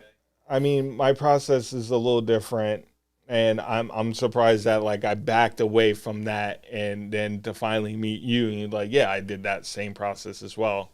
It's kind of funny to Whatever me. works. I Yeah, know some people who only buy like the long ways sketchbooks, the right. ones that are with the width, and they work in those better. Some just copy paper. Some take 11 by 17 and will do six to eight thumbnails a page. Yeah, I would I find just myself doing that as well sometimes. I'll take a used 11 by 17 that I've like mashed up, and then like flip the back and just start doing thumbnails like that. And then I realized that I needed to be a little bit more organized than that. And plus, they get lost because when you start stacking up the scrap paper, That's why I um, don't do that because it gets lost and I will right, lose it very quickly. you know. So now I make a book out of it. I put it in a folder, and then every time there's a new page that comes up, I use my tablet to take a picture of it just to have the reference and get that rough out, and then start uh, drawing over it and stuff like that. See, So, that's the thing. Now with digital, I can choose to just want to take a picture of a thumbnail, blow it up, and expand it that way. right. Um, that's why that's why I like to do because sometimes I just want to see if it works. Sometimes it does work and sometimes it just it doesn't work out, and then like you'll know right away as soon as you start penciling everything, you know? Absolutely. But Like it's you cool to have that option to just be like, you know what, it doesn't even matter. I've got this, I can take a picture of this, and then if I don't like it, I can just erase it and try again. right. All right, so my next question is all right, so the next question is pretty much very silly. I didn't ask any of the other artists, and I feel upset that I didn't get a chance to do that. Hmm. What art snacks? Like, I'm not talking about the company with the supplies and Jake Parker. I'm talking about like what is your favorite thing to have as you're drawing? Like, if you had it at your desk to eat. You know, it's kind of funny. Like, I annoy my girlfriend because I'm not a huge snacker. I've only recently become more because of her. But uh, I like, I like the cookies, um, some Reese's sticks. We get these little rice crackers, these Asian rice crackers. I forgot what they're called. All kinds of different flavors, and we'll get those and just something to crunch on. My question is, what was that? Was it the Reese's sticks versus the Nutter Butters, the Nutty Buddies? Nutter From Butters, yeah, that's a close one because one hood snacks always win by default, just because. But in terms of quality, I don't know if you can beat a Reese's stick. no, I don't think so either because it's Hershey chocolate and peanut butter, like Little Debbie's beat.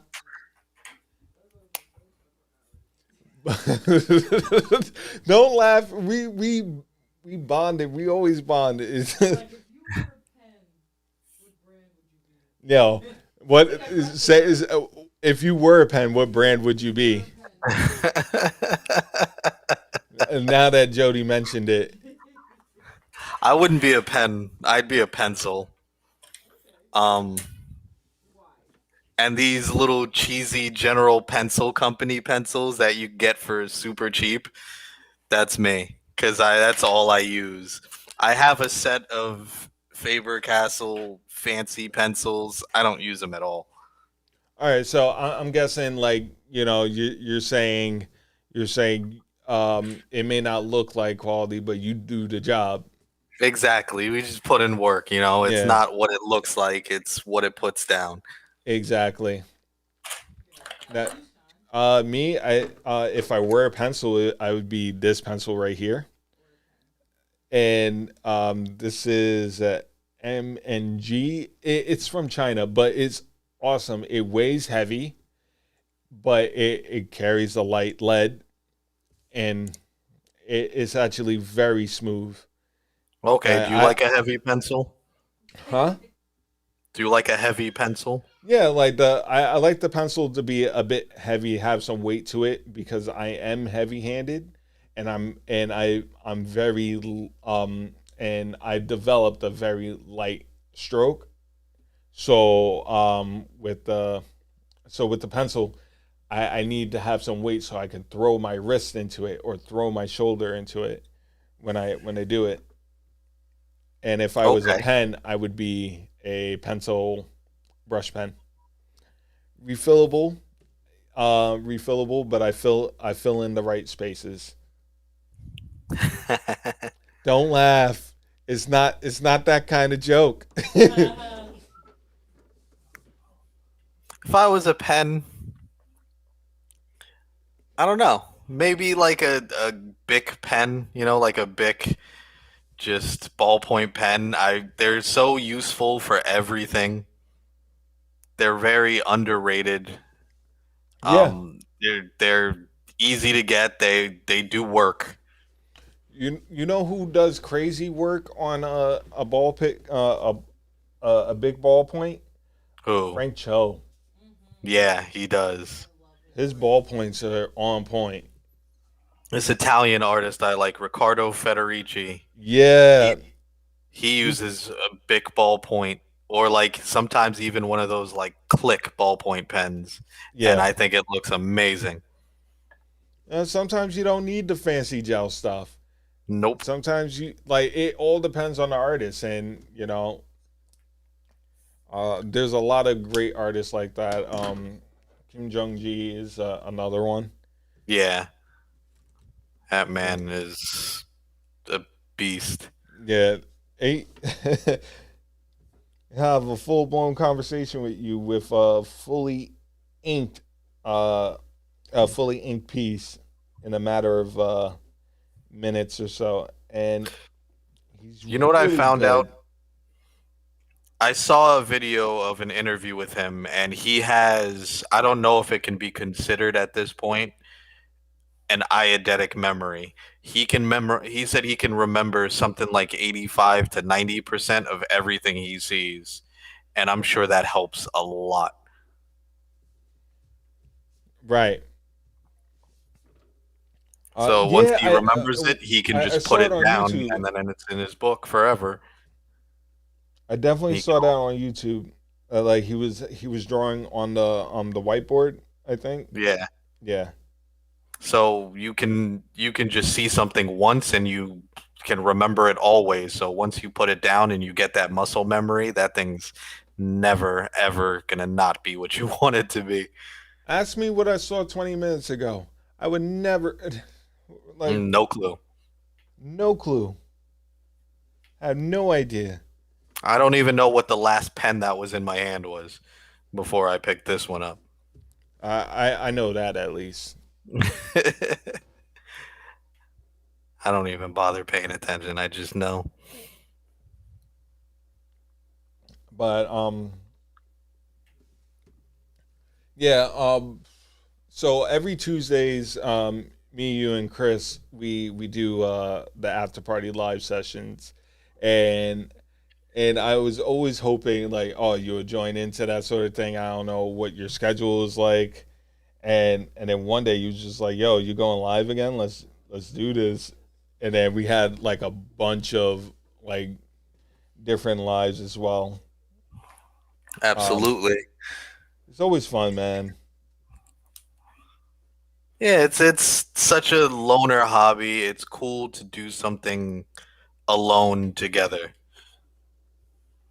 I don't need to be next to you. The internet lets me do what I'm doing while you're doing what you're doing, but we're doing it together. And we're Sometimes listening. just a little company is cool. Exactly. And especially if you're working under like, especially if you're working under the same company and dealing with a lot of pages and just trying to figure out what is next to do within the agenda.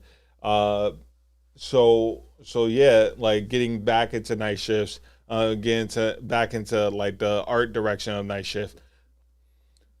Uh, I see that you put in like a lot of hours. What was like your longest hour of?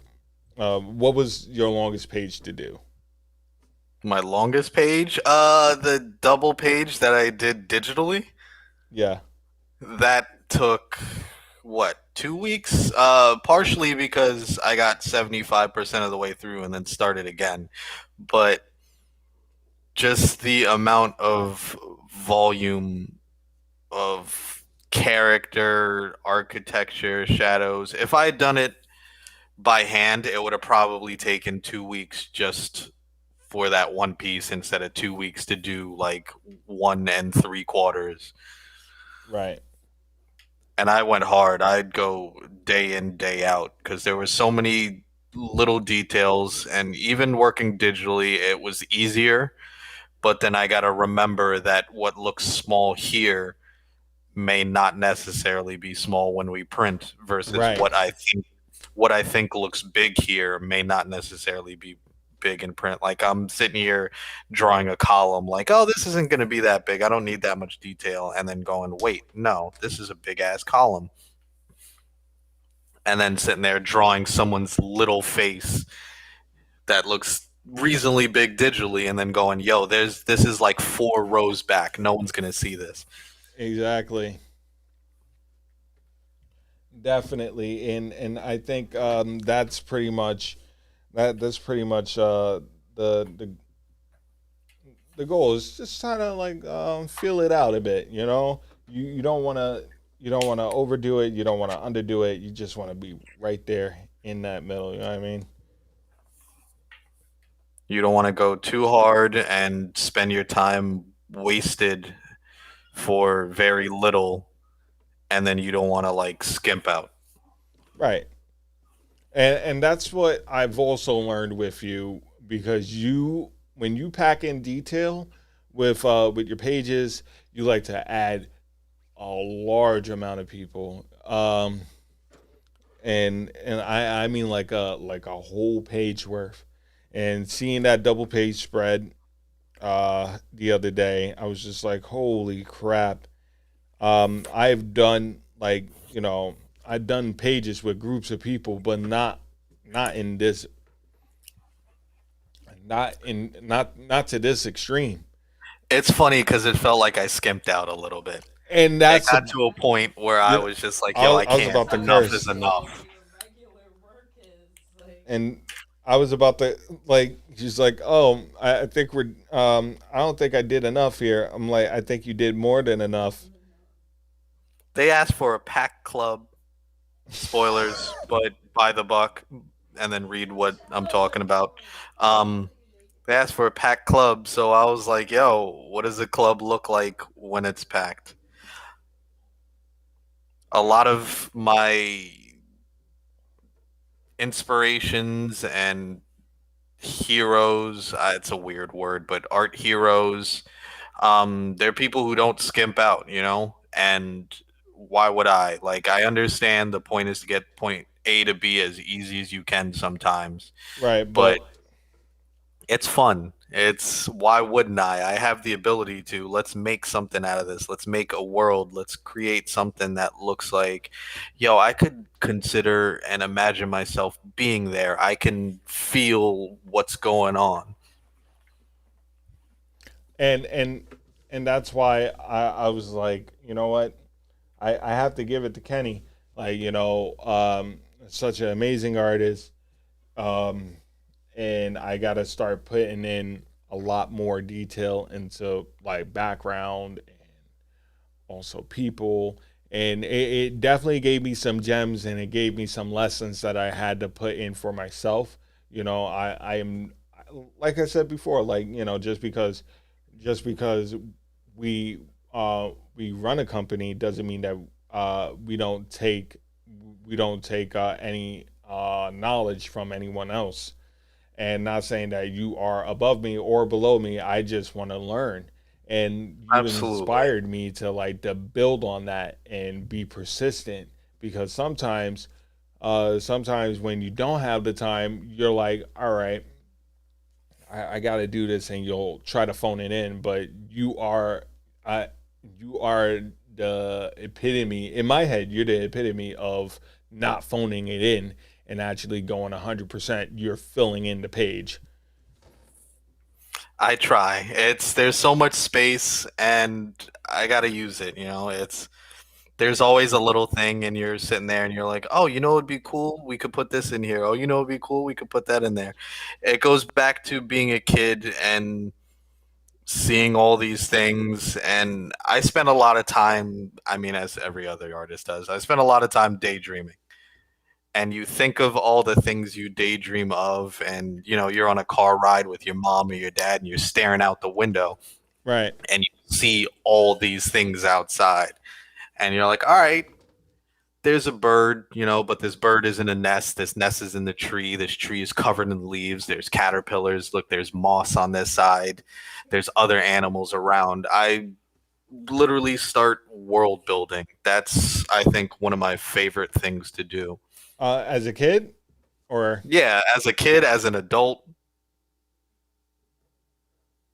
I as I try to, like, sometimes when I'm drawing on my own and when I do my own art, I try to make it take its time, you know, because everything's a quick, giant flash of this character in your face and speed lines, and that looks really cool.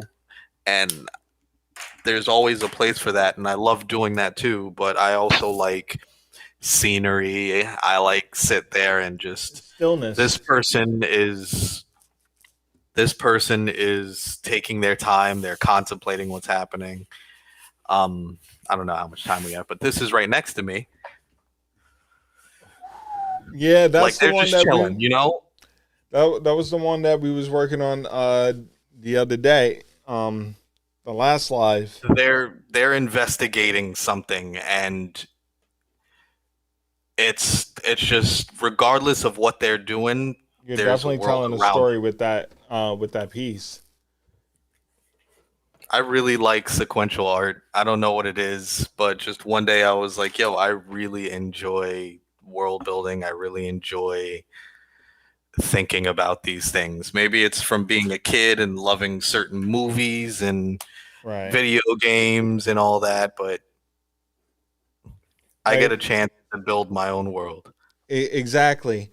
And that's what I enjoyed mostly as well, like doing when it came to making sequential art. I just wanted to tell a story. And I wanted to draw comic books and just kind of give them that flair. And I always say this to people who are trying to draw comic books is you want to make the comic book that you always wanted to read. Absolutely. Right? Make So, the little 8 to 10-year-old you go, wow. you know, as a kid, I would draw like all these different characters, and they will have all these crazy, wacky names, and like there was not enough staplers in the house, but I was making like issue 1, issue 5, and I was handing them out to my friends, and they're like, and my friends had to come together because I wasn't gonna make two of the same thing. Um, so one friend had issue 1, and another friend had issue 5, and they had to meet up with each other uh, in order to read the next issue. And I remembered like, and I didn't write anything down. I just kind of went the Marvel route, like the Jack Kirby route, and just kind of drew anything. And but in progression of what happened the last time, and I just kind of kept it in my head. And now that I mention it, that's I guess that's how I was doing it as a kid.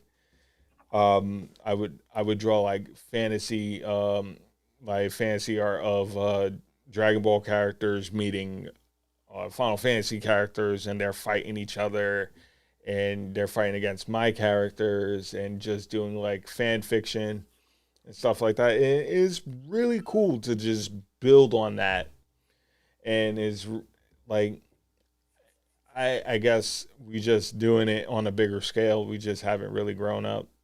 Uh, Absolutely. It's just like I was always a big Conan fan. The comic book is one of the comic books. A Conan, I believe, had a Frank Frazetta cover. I think it was John Byrne who did the interiors, or Barry Windsor Smith. And right, that comic and that Frank Frazetta cover was the reason I started drawing. People are like, yeah, I'm watching Bugs Bunny and Batman, and I'm like, nah, my older brother handed little ass me a Conan comic book, and I was like, yo, this is where it is. like for me, it was Akira. Like like my first hint of anime. It wasn't Pokemon. It wasn't Dragon Ball Z. The second one was Dragon Ball Z, and then it was Akira. At first, it was Akira, Ronin Warriors, Dragon Ball, Mega Man, Dragon Ball. Yeah, so it wasn't even Akira, the second, um, but my oldest brother, he would just influence me on a bunch of other stuff, and there were comic books around the house, there was video games around the house, so I was just being, uh, I guess, brainwashed.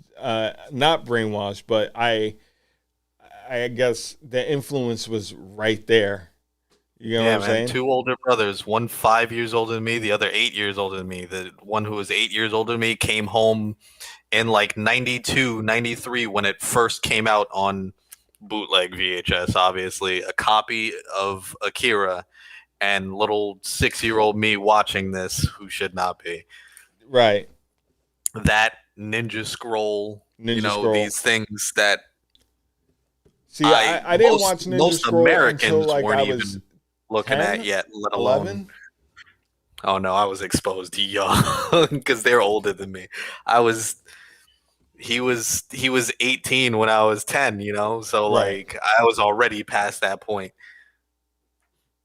I used to watch Sci-Fi Channel back when these things became a thing, Saturdays from like 5 a.m. to noon, and then I think 9 p.m. to about 3 a.m. Saturday night to Sunday morning they would show anime.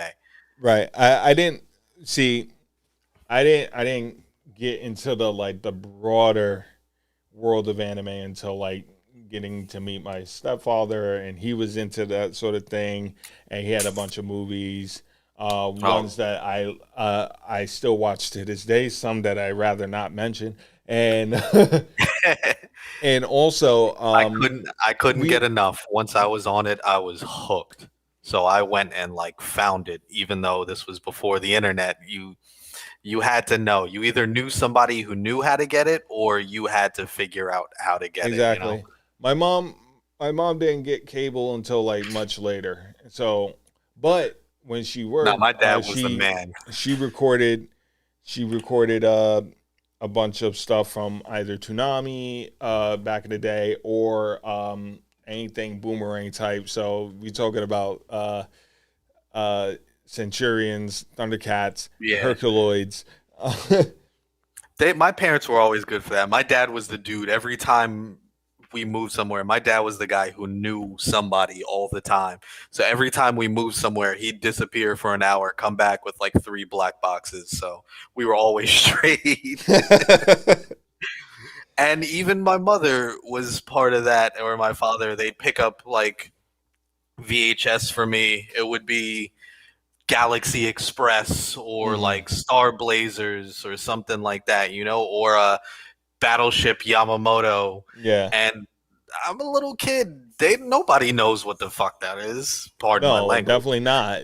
This was the early to mid 90s. Nobody was on that, but this was like some cheap dubbed, if even dubbed or subbed copy of this cartoon, and I would watch it over and over and over because I had already seen Akira by that point. I was like, yo, this is more anime for me.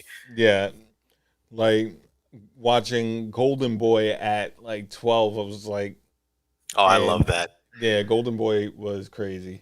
Pat LaBar, Macross, Appleseed, the Bubblegum Crisis, like all Dirty Even Pair, Voltron, Voltron, Transformers, some of the Hanna-Barbera cartoons, Johnny Quest. We were talking about the Herculoid, Space Ghost. Very non-traditional animation. Some of this stuff was very much for teenagers and younger kids. But like Speed Racer only got 1 season here in America. Johnny Quest only got like 2-3 seasons because kids were like, "What? I don't know what this is. This isn't like my cartoons, But that was what I craved. But yeah, it looks like you're just about done. I'm just about done. And this actually looked really cool. I did not get a chance to use the markers, but you know what? I think a black and white is always good. I really dig your kit, Ryu.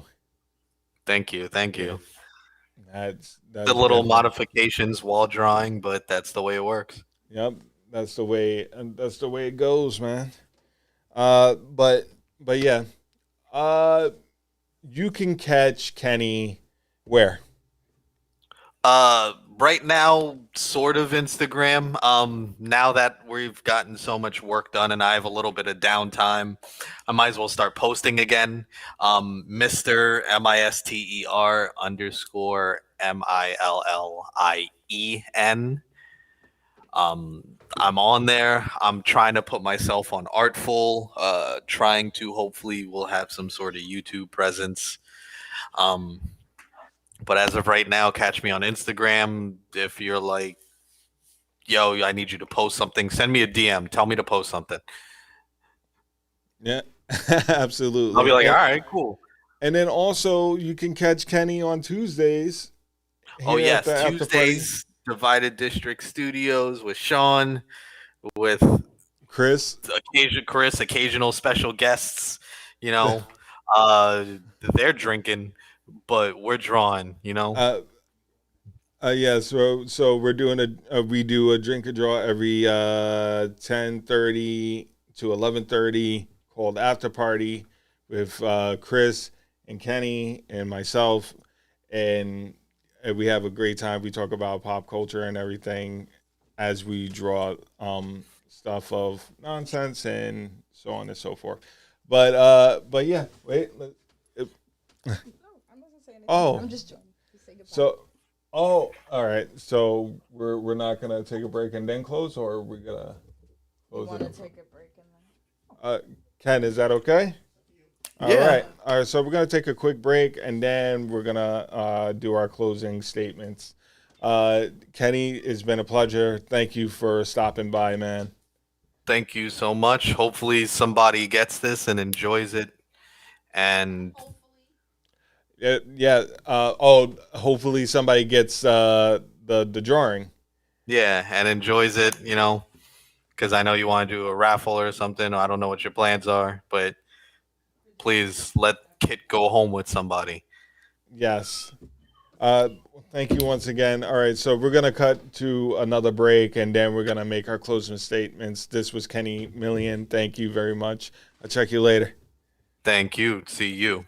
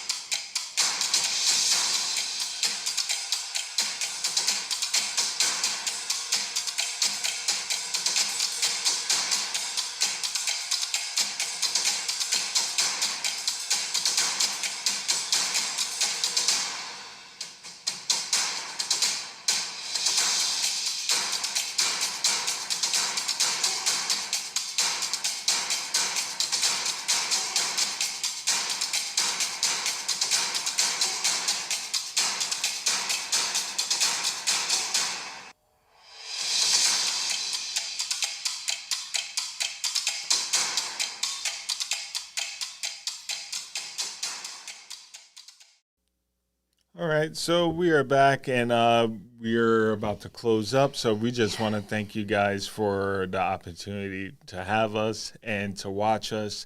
And you have any closing statements? No, that's pretty much it. Thank you so much. Yes. For I guess sitting in and listening, and pretty much we appreciate all of you. Hope you receive our new titles really well. And back the Kickstarter. Yes, please back the Kickstarter. We're gonna show you the Kickstarter one more time. Yes. So far, we got 2 backers. 2 backers, $4. Yay!